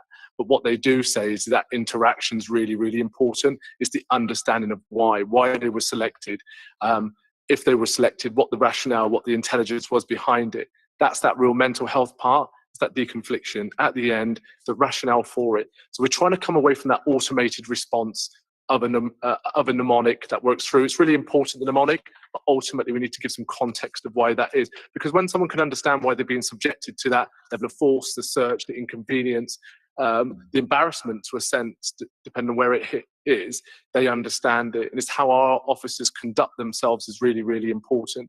Because the wider public know that it's a preventative tool, but how we interact with that person, criminalise them, is really, really important. On top of that, all our staff go through ACEs training, adverse childhood experiences. It's really, really important to talk about the ACEs score, and we're constantly trying to upskill our staff to understand the impact of what they do and what children are going through. And that adult focus, that child-centric focus is really, really important. Adultification training, really important. I just want to pick up a couple of points, and hopefully I'll answer the questions.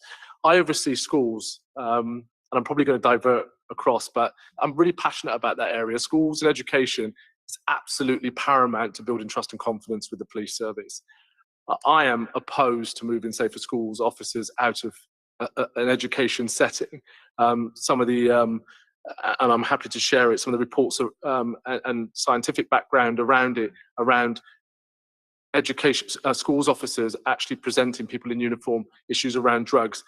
Children are more receptive to that input, which is really, really important. My Safer Schools officers under the Safer School Partnership are in there in a safeguarding lens. They work closely with the safeguarding leads within schools, head teachers, and they have real good relationships with young people. I put them in there out of uniform, in uniform. They play sports with young people, and it's building a relationship.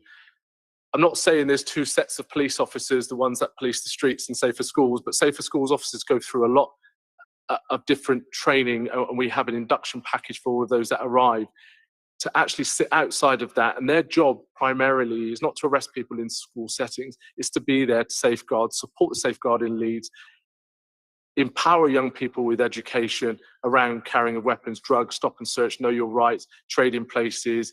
And I think it's really, really important. Whatever the review produces, obviously we'll follow.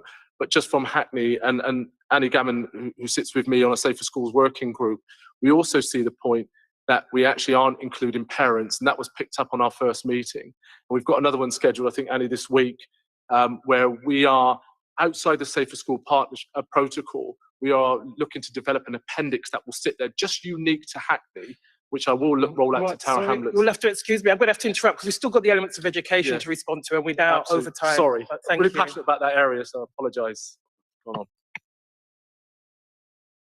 So, Annie Gammon, respond, or Deputy Mayor Bramble? I can quickly talk about about the mental health approach. So Jackie and I are talking about taking a public health approach. We're speaking with colleagues in public health. So the immediate response with the school and then the wider community, talking about trauma-informed practice and a trauma-based approach. And our clinical lead, Temi Toby, is leading on a big piece of work that's happening, not just for this school, other schools, but also the wider community, because many people have been triggered in this space, developing the role that we have. We've got full-time member of staff that the Mayor and I have discussed. We have a full-time member of staff now that works in Hackney to facilitate the work around parents, because that's important.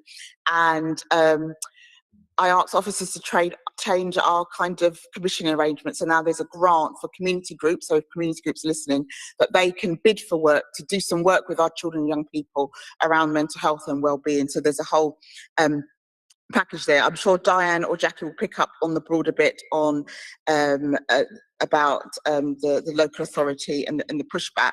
I would just say we have to let the data do the talking on this. No one can work harder or longer, but everyone can work differently until that data begins to be going in the right direction of travel. Jackie, want to pick up the issue? Thank you, Chair. In terms of the recommendation 2.1.3, I wonder if there's been a conflation of two issues in the response here, because we've been discussing two separate things, which was one, whether any young person who was stopped and searched should be referred into the MASH. And we did discuss what the resource and implications might be, both sides of that. And there is a wider piece of work going on across London where Haringey in particular has done a very deep piece of research about the impact of stop and search that I've discussed with the Borough Commander, whereby they particularly looked at children under the age of 14, where there were repeat stop and searches and intelligence wasn't shared and a safeguarding incident arose after that, or the child had been stopped and searched on a number of occasions, nothing was found, and then the final time a weapon was found, and that, you know, that had a really poor outcome for that child. So I think we need to be very particular about, in terms of stop and search and targeting and doing a pilot on that, and we're really keeping a weather eye on what Haringey are doing so we can dovetail as much as that. So I'm very mindful about that. And I wonder if in this response the two have been conflated, because if wherever there is a safeguarding concern, then the MASH will respond. We would not say no. And there are levels of response. So within our MASH, we also have a consultation line, we have an early help hub, and we also have at our disposal the wide resources of Young Hackney, who are attached to each school. We also have the contextual safeguarding unit, which isn't a case-based, it's a place-based approach to keeping children safe. So we have all of our resources in our toolbox, as it were, to be able to respond appropriately should concerns about children's safeguarding needs come to light. Chair, at the risk of you asking me now to leave the chamber, just highlighting the work that Councillor Woodley's doing in early years and SEND as part of this as well. So it's going Bramble, we are really, really tight on time now. So is that to respond to Councillor Selman's question? In terms of Councillor Woodley responding?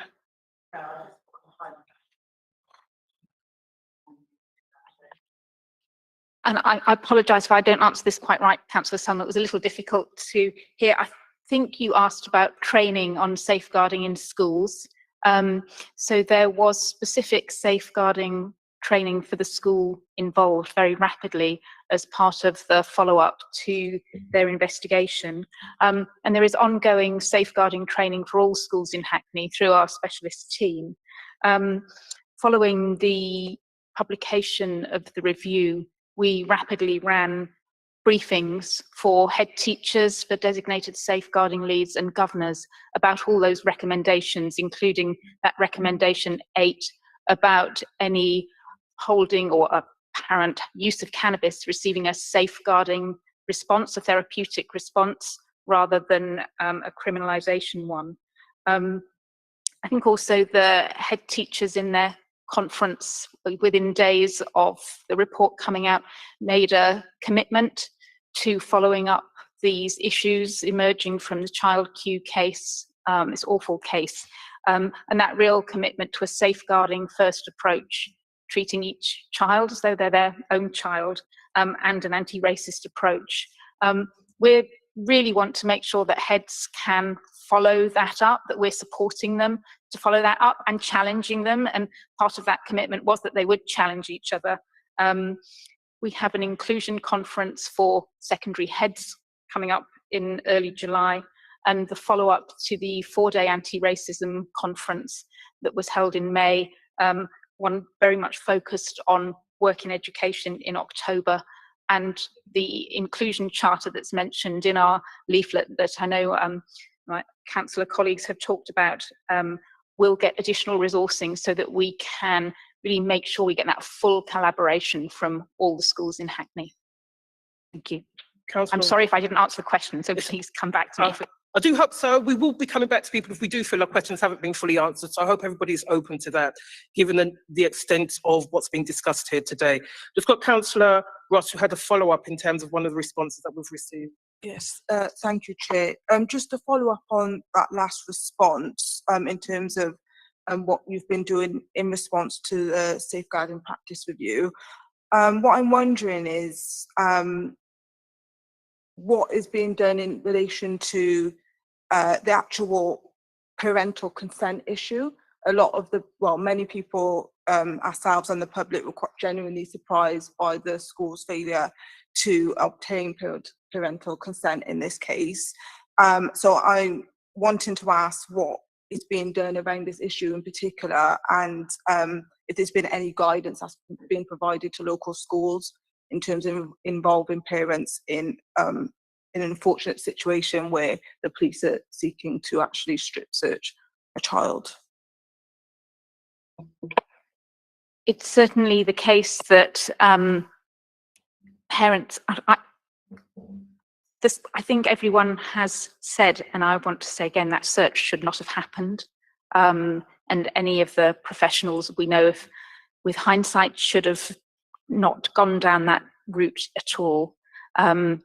And we really regret that this has happened. And as has been said, we want to use it to make things better for every child in Hackney, every Black child in Hackney.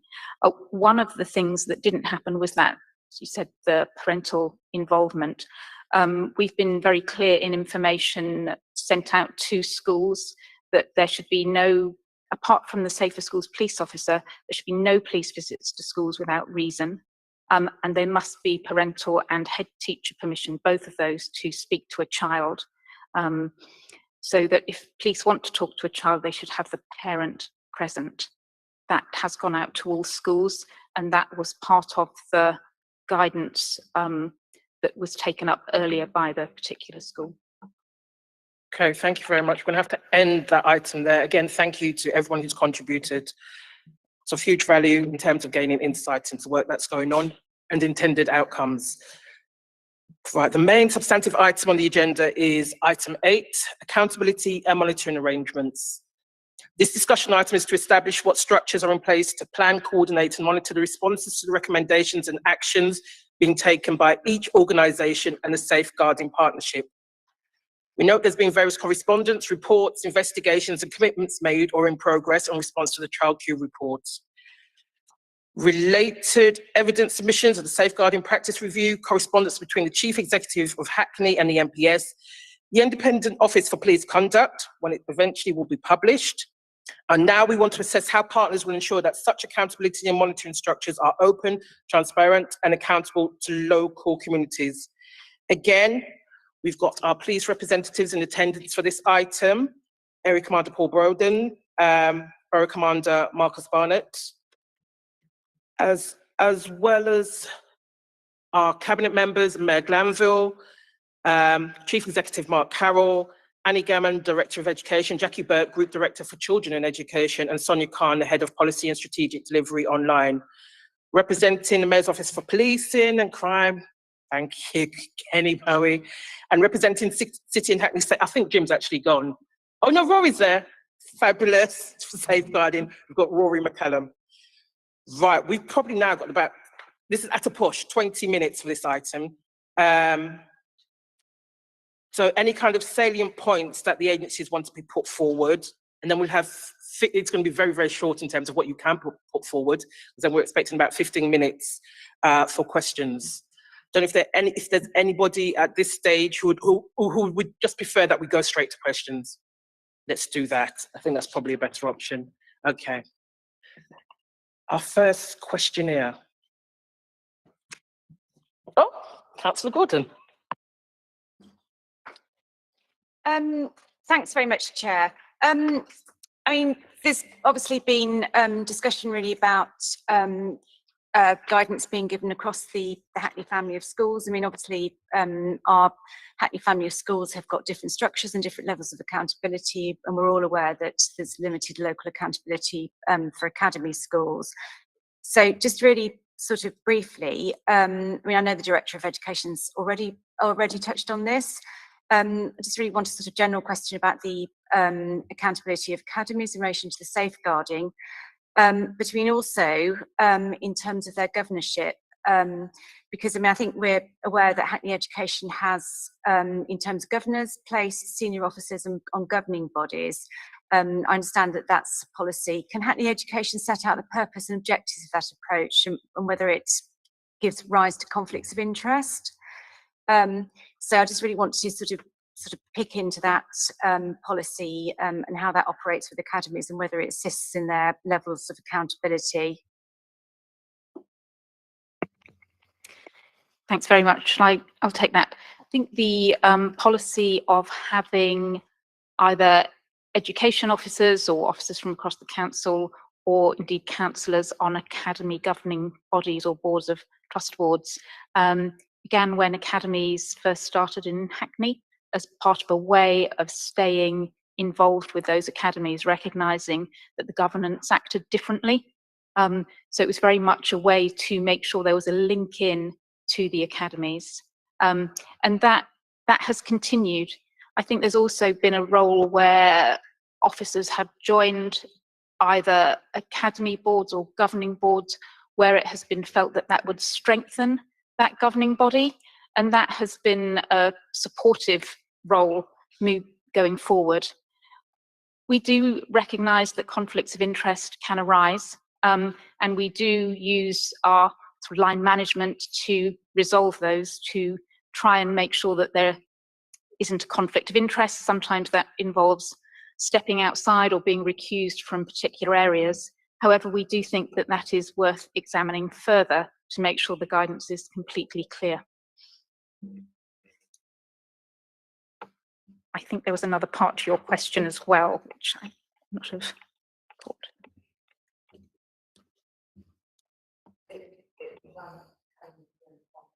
Thank you. Yes, thank you. Yeah, thank you very much about the safeguarding. Yes, yeah. So all schools have to have a safeguarding policy, and they are accountable for safeguarding. They have somebody on there, they have to have a designated safeguarding lead. The head teacher is overall responsible, and they have a governor responsible for safeguarding. That's the same for any structure. So there are a range of checks that can be done. They have to update their staff training along the lines that I spoke about at the beginning of the meeting. They can take up training from a number of sources. That can be from the Hackney sources, or it can be from elsewhere. And that is checked through Ofsted. It's also checked through our safeguarding partnership, who do regular audits. And we get involved where there are any particular concerns or if things are being flagged up. So we have done safeguarding reviews at different schools, including academies. So it's just a quick follow-up. As in respect to senior officers on the bodies of governing bodies, do we think having them there in a school such as the one Child Q inhabited would have made any difference whatsoever in terms of the outcomes, or bringing about a quicker response more widely in terms of addressing some of the issues which came out in the safeguarding report? Shall I just pick that up? It's Mark Carroll as head of paid service. I mean, so I think I probably don't want to talk about the specific school because I think that it's too hard to know what difference an individual officer might have made. My general point on this would be that I think it is really good for for officers generally to be involved in the life of the community that they serve and play a role in the community they serve. I think some of these roles, I'm a governor of a school in Haringey, not here, but I think that's a really important thing. I think there probably are some roles in the council, and I think the Director of Education is one of those, where I think probably we wouldn't want to do that going forward. We have, for reasons, done it in the past and encouraged it in the past, but that wouldn't be my approach now. So I think there's a distinction between officers generally and whether there are specific roles which actually you think we wouldn't want to encourage in that particular way, just because there are sets of responsibilities. So I think that would be our general position. We've got another incoming from Mayor Glanville. Thank you. Yeah, I suppose I just wanted to build on what Mark said and just draw the commission's, the Joint Commission's attention to page 78 and 79 on our evidence and our work. I think all of whether it's the issuing of guidance, whether it's a partnership approach around mental health and well-being, whether it's the work through family of schools, the diverse curriculum, we have a lot of soft power in Hackney to influence all of our schools, whether we have direct power of accountability either through governing bodies or elsewhere. Now, we can debate the role of academies in our education system, but I don't know many academies in Hackney that have ever diverted away from the things that we're trying to influence and change. And I think there's a sort of warning to any of them if they try, given where the community is, where I think the Commission is, where our political attention is.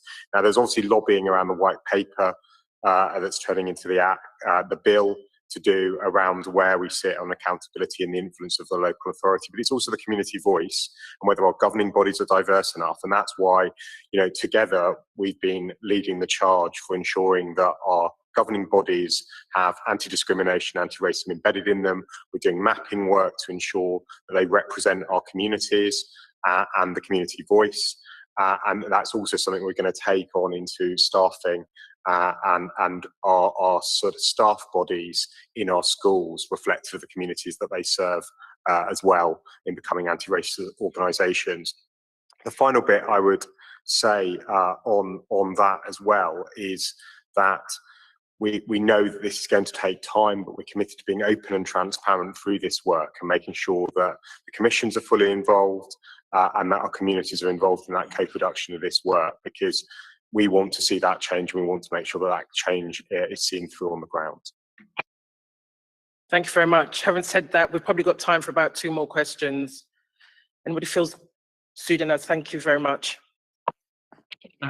Hi everyone, my name is Sudan Top. I am an elected member of Youth Parliament for Hackney and specifically the leader of Education and Youth Violence Forum in Hackney Youth Parliament. I'm here in representation of Hackney Youth Parliament and young people in Hackney. And I have 2 questions which come from Youth Parliaments.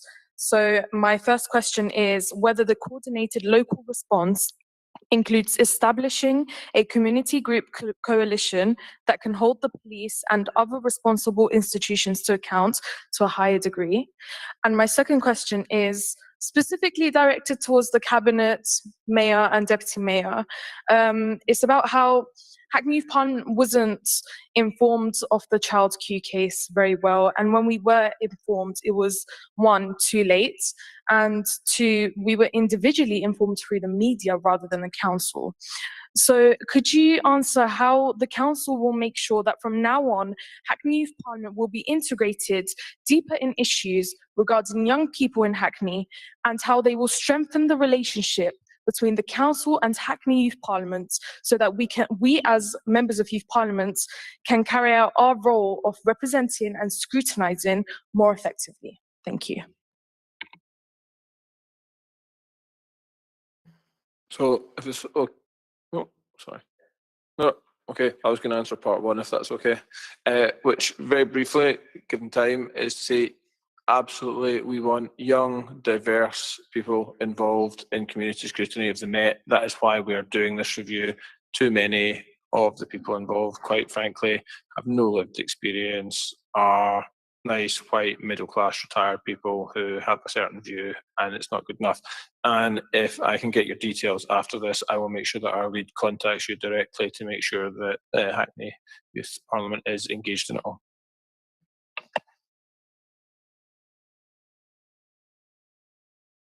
Thank you. Go ahead. And just in addition to colleagues from MOPAC, At a local level in Hackney and across town, specifically Hackney in this context, of course, you have the account group, which we have in the past been engaged with, and we continue to reach out to them. Voyage, my colleague here, Chief Inspector Singh, leads the work around our youth engagement. He's mentioned, you know, we have our own cadets. We have a significant amount of work going on around monitoring groups. And what we're trying to establish, and it's slow going, if I'm honest, and we're still kind of consistently trying to keep pushing it because that's what we want. So I think it's going to be really helpful, is a specific youth monitoring group that's going to come in and sit alongside us to look at our stop and search. Some of the things we haven't even touched upon tonight in terms of our reflective practice, professional standards, use of body-worn videos, of how we're trying to improve our stop and search as an example, and our tactics and our methodologies is to bring young people in. So actually the work that Lucky is doing with his teams around youth engagement, going into schools, our engagement work, whether that's a coalition or not, we absolutely want to sit down around with young people to understand what it means for them so we can improve. And that offer is absolutely, you know, there. Thank you very much. Right, we've got two questions in terms of steering the work of the commissions, which we do feel need to kind of be referenced. Councillor Rout, is this a follow-up or? I guess I put my hand up because it is about community engagement and how it can have credibility, and it seems to just follow on from what we were just hearing there. So shall I go ahead? With through. Go Okay. I mean, my question is about how we can reassure the community that police engagement is genuine and authentic. I mean, back in the 1980s, Lord Scarman recommended that there should be police community liaison, community consultation groups. So we're going back a long way, and the credibility of police community consultation has never been strong, frankly, even though you've been trying it since the 1980s. So I would like to know what you're thinking about in terms of the authenticity of the community representation that you want to get involved. It's really difficult for people in Hackney to know even how they can make their voice known to the police when you have meetings. They're poorly publicised, people don't know about them. When it comes to selecting community leaders, in inverted commas, there's often a feeling that those are people that the police have decided are community leaders rather than genuine community leaders. So, you know, there are genuine issues here because any kind of liaison has to be both about the police telling us, the community, what you're doing, but really importantly, it has to be about you hearing from the community about how they're experiencing your work. And I want to know really what sort of markers, wrap up, please, Councillor Rout, yeah. what sort of markers the police would be using, so how to measure the genuine, authentic community engagement that you're actually getting. How will you decide if you're really hearing from the community or just hearing back what you are hoping to hear? Right, we're still waiting for a response in terms of the second question asked by students. So can this just be as brief as possible, please? I'm sorry that I do have to rush you in this way. And I'm very happy to come and speak to you outside of this another time because it's quite a long answer and I don't want to sort of not do it justice. But you make a point about representation and how do we know it's authentic, or how do we know that we are listening to the right people in the communities? I mean, all I will say is my colleague here, you know, his job is to sort of really drive that communication, that integration, that I guess transparency in terms of bringing people in to listen, to understand what we're doing. Of course, we have obvious groups such as our independent advisory groups, our safer neighbourhood boards, and there is a genuine offer again, and we've advertised it out. We have spoken to our neighbourhood chairs to say that we want, and we are actually, and we have, I think, probably in the last 12, 18 months, seen some significant changes in the representation of, you know, community groups coming into our independent advisory teams. I've already referenced monitoring groups. I guess, you know, I've only got to look at our public attitude surveys. One of the things we were criticised for, and I'm not saying we are there yet, and we definitely have work to do, is whether people know how to contact local officers. And we know that's really important because actually you want to know who your dedicated ward officers are and can you make genuine contact with them, and are we going to be able to talk to you? And we can see that, you know, in Hackney, we're not where we need to be, but you know, we have green shoots there, and we are definitely moving up in the right direction where the community feel they can engage us and they can, you know, they can speak to us and our local officers. It is a work in progress, and I'm not going to say that we are absolutely where we need to be. And if there are people that want to come and join reference groups, independent advisory groups, safer neighbourhood boards, come along for ride-alongs, come and see what we do, we are absolutely open for that. And I think it's a time thing as well. If I'm honest, you know, we are not where we need to be with community support and engagement, but we are absolutely open for it. That's wonderful. Thank you for extending that invitation to the wider Hackney community, particularly ride-alongs, Borough Commander. Great fun. Sorry, Rob, we've got 4 people in terms of representing the local authority there who would like to respond to Sudanaz. I don't know how quickly you're going to be able to do this, but brevity would really be appreciated. So, Deputy Mayor Bramble and I have heard directly from the Youth Parliament that they felt excluded from the start of the child queue process. Clearly, before the report was published, it would have been very difficult to include the Youth Parliament in that work. But we can't quite understand why they weren't involved in the initial response and had their own dedicated session to go through the report. I know that is something that we've jointly subsequently tried to fix with the work that Jim and Rory have been doing of engaging with different parts of the community to discuss the report and its origin and make sure that it's fully understood and that people can then come back. So I think we didn't get it right to start with, utterly committed to doing that and making sure that you are included. I think Councillor Joanna Thomas is going to go into more detail about the work with MOPAC, but just to say, you know, it started under Councillor Selman, it's been continued under Councillor Joanna Thomas, the work to try and really embed a different scrutiny and accountability function around community and policing. It's been referred to by MOPAC that we want to be one of those pilot areas. We submitted a very diverse range of organisations to take part in the co-production work leading up to the Mayor's action plan. We do not believe the IAG structure is fit for purpose to hold the system to account. People get too close to the police. They're not represented of all of our diverse communities, certainly around age, never mind global majority communities. We want to work with the IAG. We want to make sure that they still have an important function in the system, but we do want to diversify the system around it. And I suppose a single community, I think the diversity of our communities, the different voices within it, from account all the way through to voice, people have different views on how close they want to work with the police. And actually we should respect that while trying to make sure that we continue that conversation with our groups. And I'll just hand it to Councillor Johnson to expand on what I said. Thanks very much, Chair. I'll be quick. Just to go back on MOPAC and the engagement. Currently, MOPAC is developing the new MOPAC scrutiny framework and community engagement. Just to reassure you that on that steering group, we've got 3 young people, 2 of them from Black and global majority on that scrutiny committee, working with MOPAC at the moment in developing that framework. And going on to the wider engagement, both with young people and the wider community.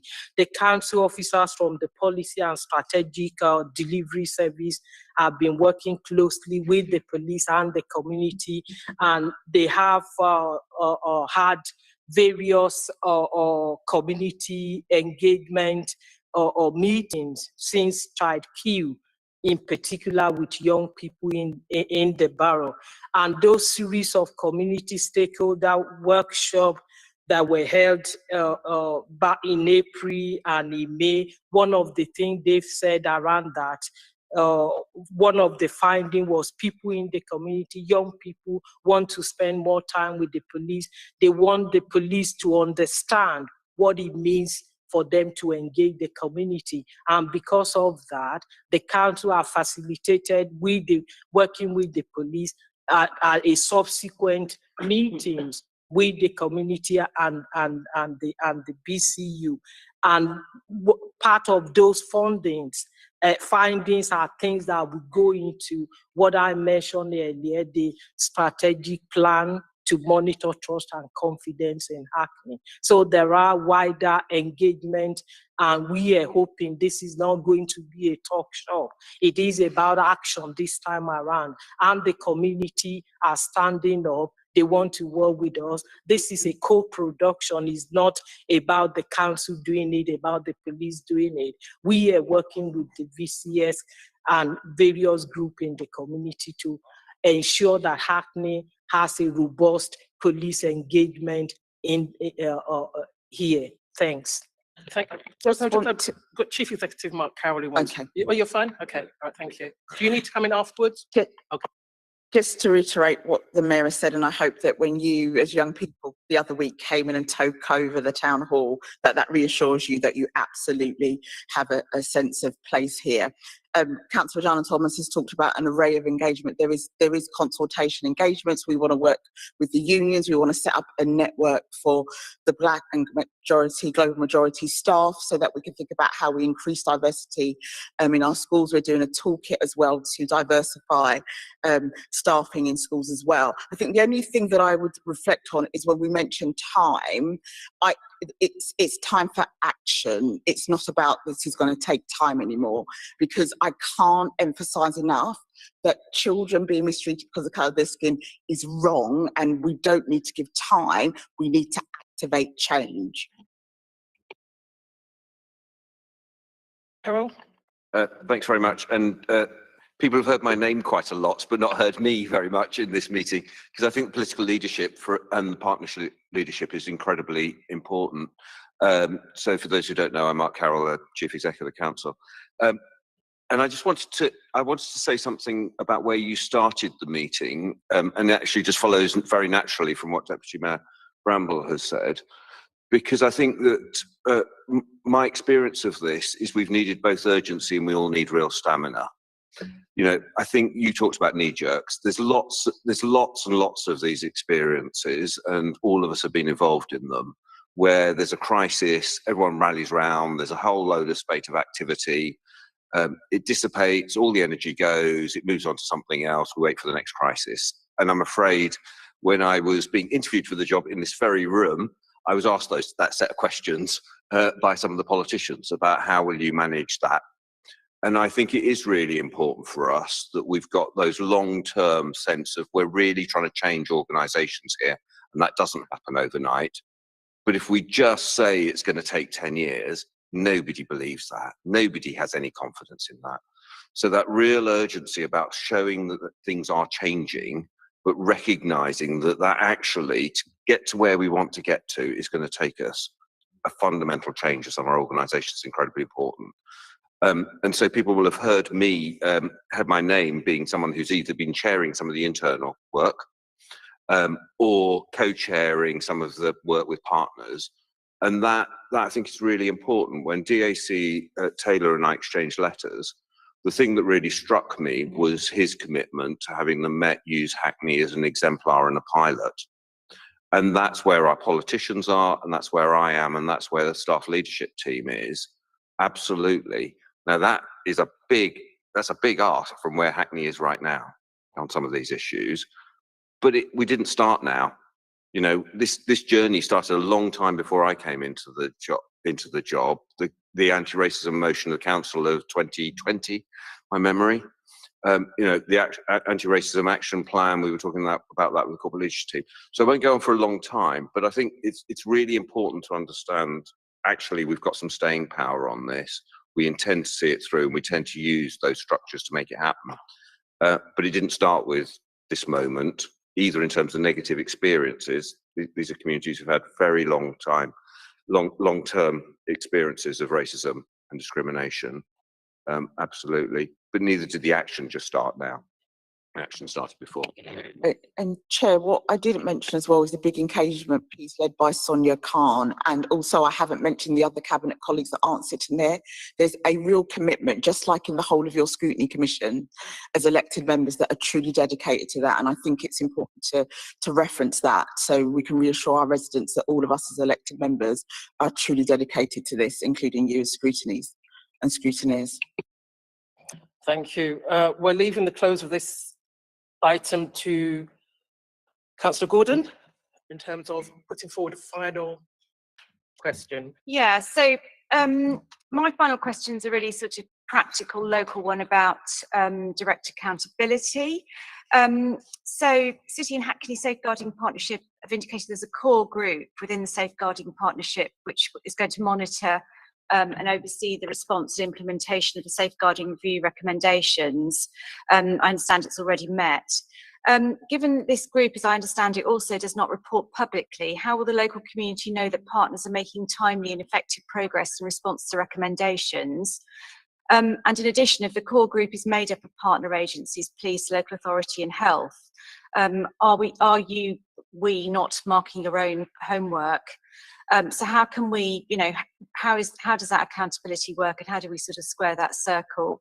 And also, how will that core group report publicly to the community that we all serve? Thank you. I think Mark wants to take that.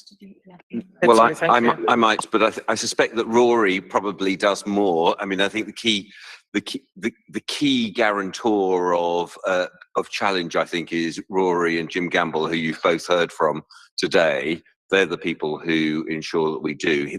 He may want to say something about how, because Jim has obviously published his report in public as the independent commissioner, he might want to say something about how he will do that.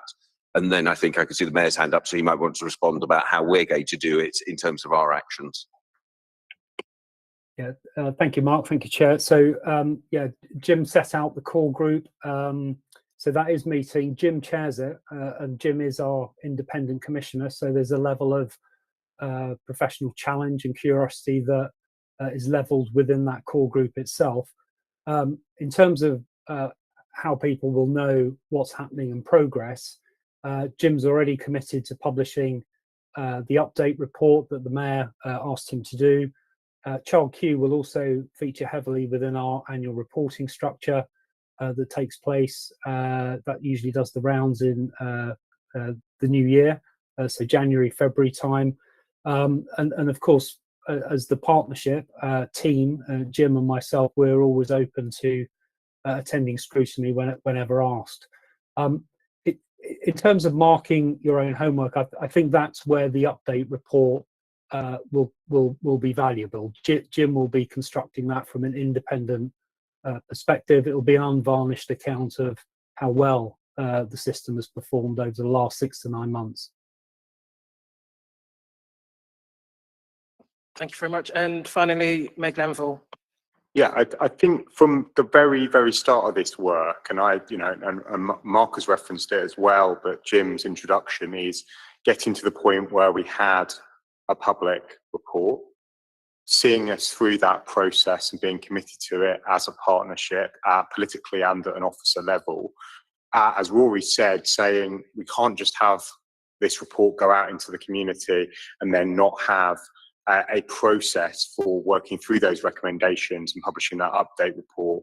I think we debated 6 to 9 months. It comes back to the heart of what Deputy Mayor Bramble's been saying, talk versus action, making sure that there was that open and democratic process, but not having an endless conversation where people don't see the outcomes going everywhere. I think it would take we would be here till midnight if we listed all of the engagement, both on officer and member side, that the partnerships have done to keep residents informed, to keep community activists informed, to keep organisations informed, and to take their critical challenge.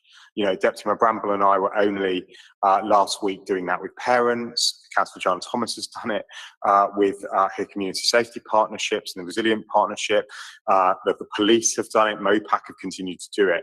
I think what we would ask of you is to also think what the role Scrutiny are going to play in holding us to account on our local police action plan we're developing, our response to the recommendations, and making sure that we're consistently going through a process like the one we're in tonight. But every democratic outlet, we're really committed to this. The Health and Wellbeing Board on Thursday afternoon that I chair is also looking at it in a safeguarding context. And it shouldn't be forgotten that we have the annual Safeguarding Adults and Children's updates to full council and cabinet. They also come to scrutiny, and they also come to the Health and Wellbeing Board structure, where many of us have also represented. So this discussion will continue in public, and so will the accountability through those set structures, but also those one-off meetings. And we're keen to use every avenue to make sure everyone is heard in this work. And some of it will be small groups that don't publish anything, and some of it will be a process that's publicly minuted and recorded, like the meeting tonight. Yeah, last Oh, we're phrase gonna have to is, leave it there, Deputy Mayor Bramble. We really are. Yeah, we're way over time. Again, I'd just like to thank everybody for their contributions. I couldn't agree more in terms of trying to expand the nature of consultation exercises, but also ensuring that they're measurable and that we in the community can see the outcomes for ourselves, as opposed to being provided with data, which means nothing to many members of the community if they don't feel the benefits of whatever work's being undertaken, and particularly in respect of the disproportionate treatment of Black and global majority and working class students in our schools and on our streets. We have to be able to feel, whether it's as parents, whether it's as community members, whether it's our neighbours, that we know that when our child enter these arenas, they're safe and secure, and know that whatever's applied to them is equally applied across the board. And I thank everybody who's here today who's made a demonstration and a commitment to these kind of undertakings. It's essential in terms of allowing people to hear, including Child Q. It's essential that these kind of discussions take place, regardless of how uncomfortable they may make people feel. You know, it's voices that need to be heard. I mean, amongst the questions we've asked today, some have been from members of the public, which we've incorporated. And so if you find them challenging, that's all the better in terms of being scrutinised. So again, I'd just like to say thank you to you all for coming to this session. Rory, Jim, our police representatives, MOPAC, Cabinet, Mark Carroll, directors of respective departments, Mayor Glanville, haven't forgotten you, and Deputy Mayor Bramble and Councillor Susan Fajana, Cabinet Member for Community Safety.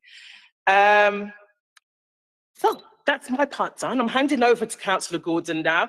Some of you can make a quick exit if you'd like. There'll be no more questions in terms of what's going on here tonight, but we will, having said that, please expect something through your email accounts in terms of follow-up questions, which many members of Scrutiny are likely to have.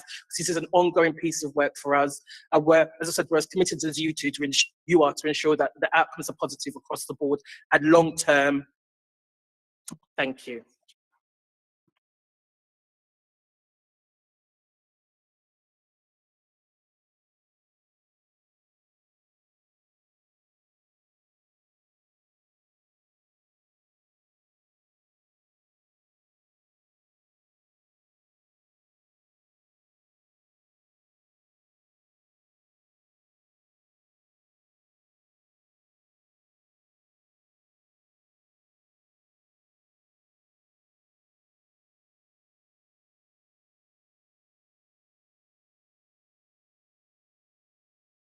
So if our Cabinet members and mayors could remain, please. And directors, sorry, directors, you can't go yet, sorry.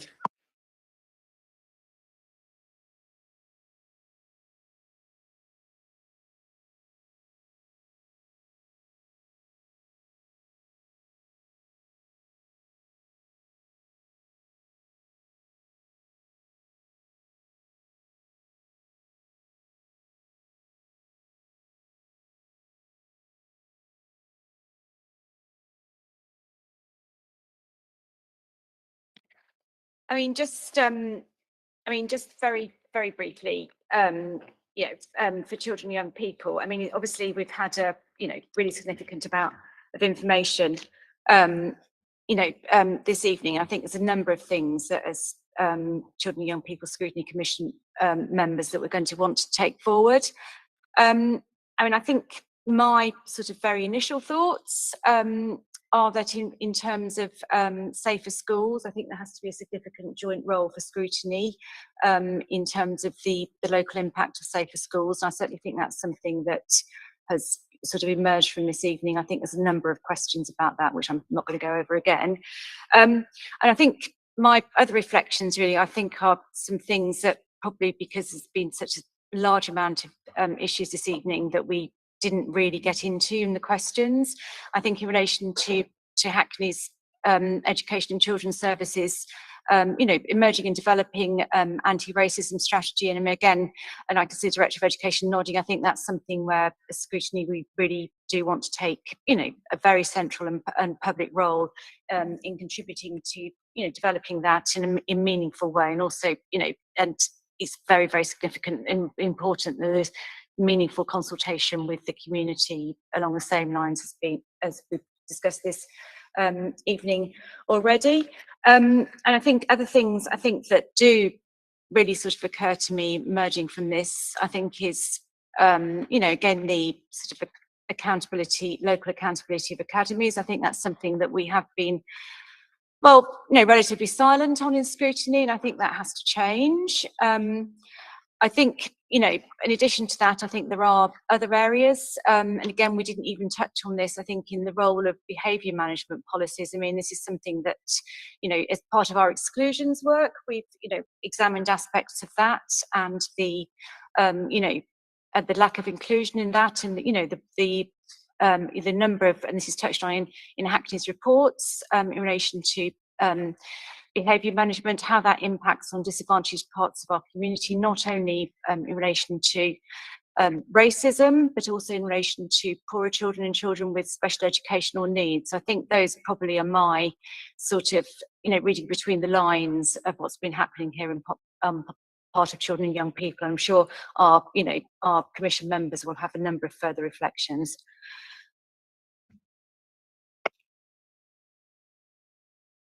Go ahead, Councillor Young. Not a reflection really, but just a sort of proposal for what we might look at in the future. I'd really like us to be looking at the impact of all of this myriad of wonderful work that everybody's described. I want to see what comes out of that and how it has an effect. And I was particularly concerned about the police giving a lot of evidence about wonderful things they've done, which we know they claim to have been doing for generations. Councillor Palace. It's just a point of information for noting and for a written response, actually, from colleagues in the police. It's just in reference to the Safeguarding Practice Review, which sets out 25 children who were strip searched. What I'd like to know is how many of those took place outside of a police station, and particularly relating to searches of intimate parts, which was mentioned. I think we need real clarification on it. I do wonder going forward whether there should be a kind of rolling item about stop and search and figures, so we can really, keep this right kind of centre of our agenda and what is going on, because I was not particularly reassured by the answers of the police. Councillor Rhodes. I guess it's an observation really about the police that, what the police did this evening was to sit and hear a lot of stuff from Hackney Council about what the council's been doing, different changes that we're implementing, different ways of monitoring whether what we're doing is actually working. And it troubles me a bit that they don't seem to recognise that they've got a body of expertise here that they could work with to help them through some of their own problems. And I just wonder if there's some way that we can encourage MOPAC to work, to encourage the police to work more closely with us on what they can take from some of the practices that Hackney Council is introducing, to help the police work through some of their really thorny long-term issues, particularly actually around community engagement. Councillor Binny Lubbock. Yeah, I would like to see some follow-up around the National Safeguarding Panel and their recognition of the error that they made and how they're going to address that, and also how they can speak to the IOPC in response to that recommendation 1 of the Local Child Safeguarding Practice Review. I don't know if we can call them into a scrutiny panel or something like that, but I think that would be really important. That's a great idea. Is that all? Councillor Deloff, thank you. This might as well be an observation, but I found it quite intriguing to know what it was meant when they say that the young people do want to see more policemen, or that they want to work with the policemen. And when I think how they referred it to the first interaction, it was like it's almost kind of friendly. It's like, yeah, people know what we're doing this for. But my experience of seeing stop and search on the street is that it's never friendly. So I really want to know the data behind that corroborates that actually the police are doing this is needed. That's what I understood from tonight. It's needed. We can't promise it won't happen again. I kind of got the sense that it's almost like young people do understand the process of this and why it's so important. but I have never experienced anything friendly about it ever. So I want to know what corroborates that. Thank you. Stop and search is a topic that's been revisited. It's something that Councillor Sharon Petrick had picked up over the past couple of years, and it is something that we'll be continuing to kind of delve into in living in Hackney. Having said that, I'm not a great fan of data. I'd rather, somebody already expressed earlier, a kind of analysis of what lurks behind the data. So, you know, it's good to hear about all the stuff that's going on, and I'm sure in terms of data and stats, you know, potentially in terms of local authority, people looking inwards may feel the same as well. But it's good to have those kind of snapshots of exactly what is happening, particularly in respect of things like stop and search or intimate searches. You know, what is the result? Where are they occurring? And what are the outcomes? Particularly kind of a longer term analysis, particularly in respect of the impact on young people. So I don't know whether that's something that can be incorporated into what's going on, whether it's in the school setting or whether it's external to that. But yeah, the data alone doesn't fill me with joy to a certain degree. It's not about collecting data, it's about what lies beyond that. And maybe the police will be accommodating in terms of that. What we're hearing is that this is a new kind of era in terms of how they listen and kind of deal with the issues which are brought forward in the community, and understanding that things are more localized and having insight into what's going on in each borough. But again, within that, I think it's not just understanding demographics, it's understanding the impact of disproportionality on these groups, which didn't really come through in terms of what was said here. So maybe again, that's something that can be referred back to officers. And that's my take on things as they stood. We didn't really get through as much as we had intended to, unfortunately. Yeah, some people kept interrupting. I'm going to really go quickly to Ozan, and then I will jump to you. Thank you. Yeah.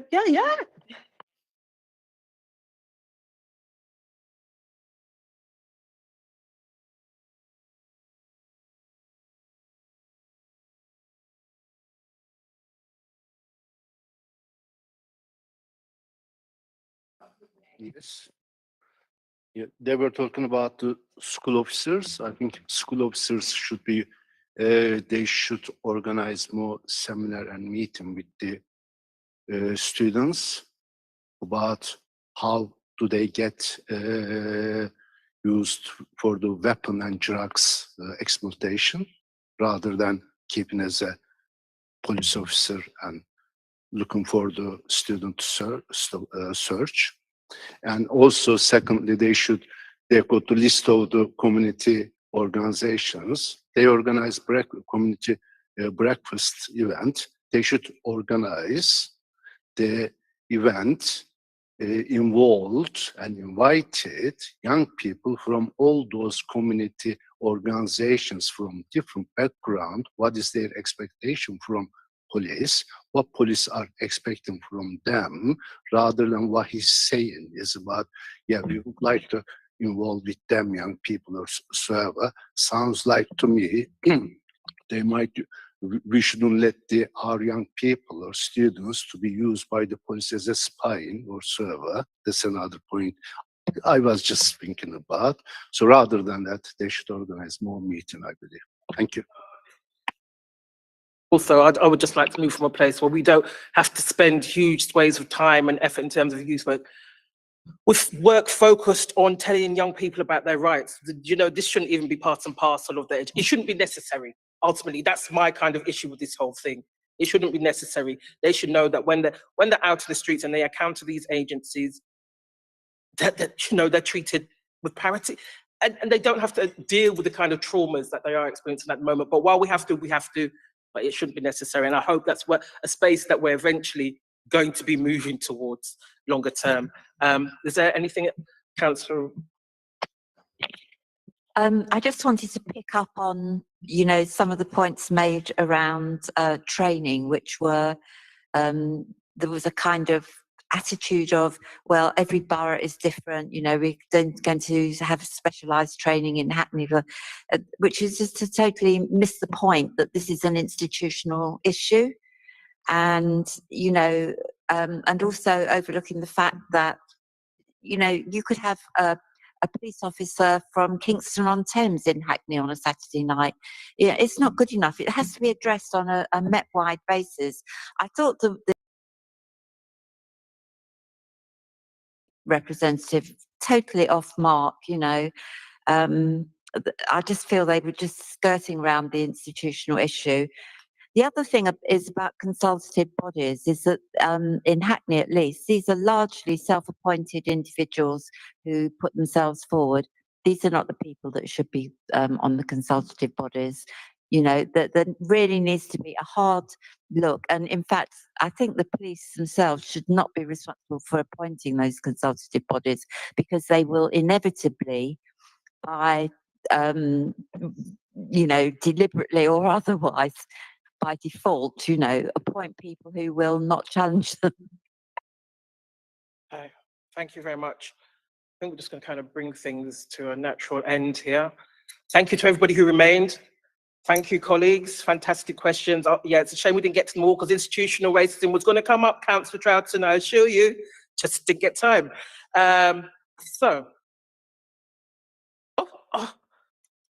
Yeah, it's one of those interruptions. Go ahead, please, Deputy Mayor Bramble. I was trying to be polite, Chair, given I wasn't for the whole evening. Just to agree with your point on letting the data do the talking, I think that, you know, if we look at the data, the disproportionate impact on Black children will tell us, and we want people to be curious around children feeling safe, but every time Black children are stopped and searched, every time they are excluded, every time they are punitively, disproportionately punished in school, those resources are not going to finding children that are doing the wrong thing. And I can't stress that enough. So it's not just getting the data, it's like, what is the data telling us? If they are stopped and searched and nothing's found, let's look and talk about those figures a bit more. Same thing with exclusions and the attainment gap. So I couldn't agree with you more, Chair, in terms of letting the data do the talking. Thank you. It was worth it for that. Thank you. Okay. Agenda item 11, background papers and reports. That was item 10. Just need people to say they were noted. Great, thank you. Agenda item 11, any other business? No. Well, too fabulous. This meeting is now formally closed. I'm so sorry it's run over time, but I hope you're all okay. Able to get home safely. Thank you. Thank you.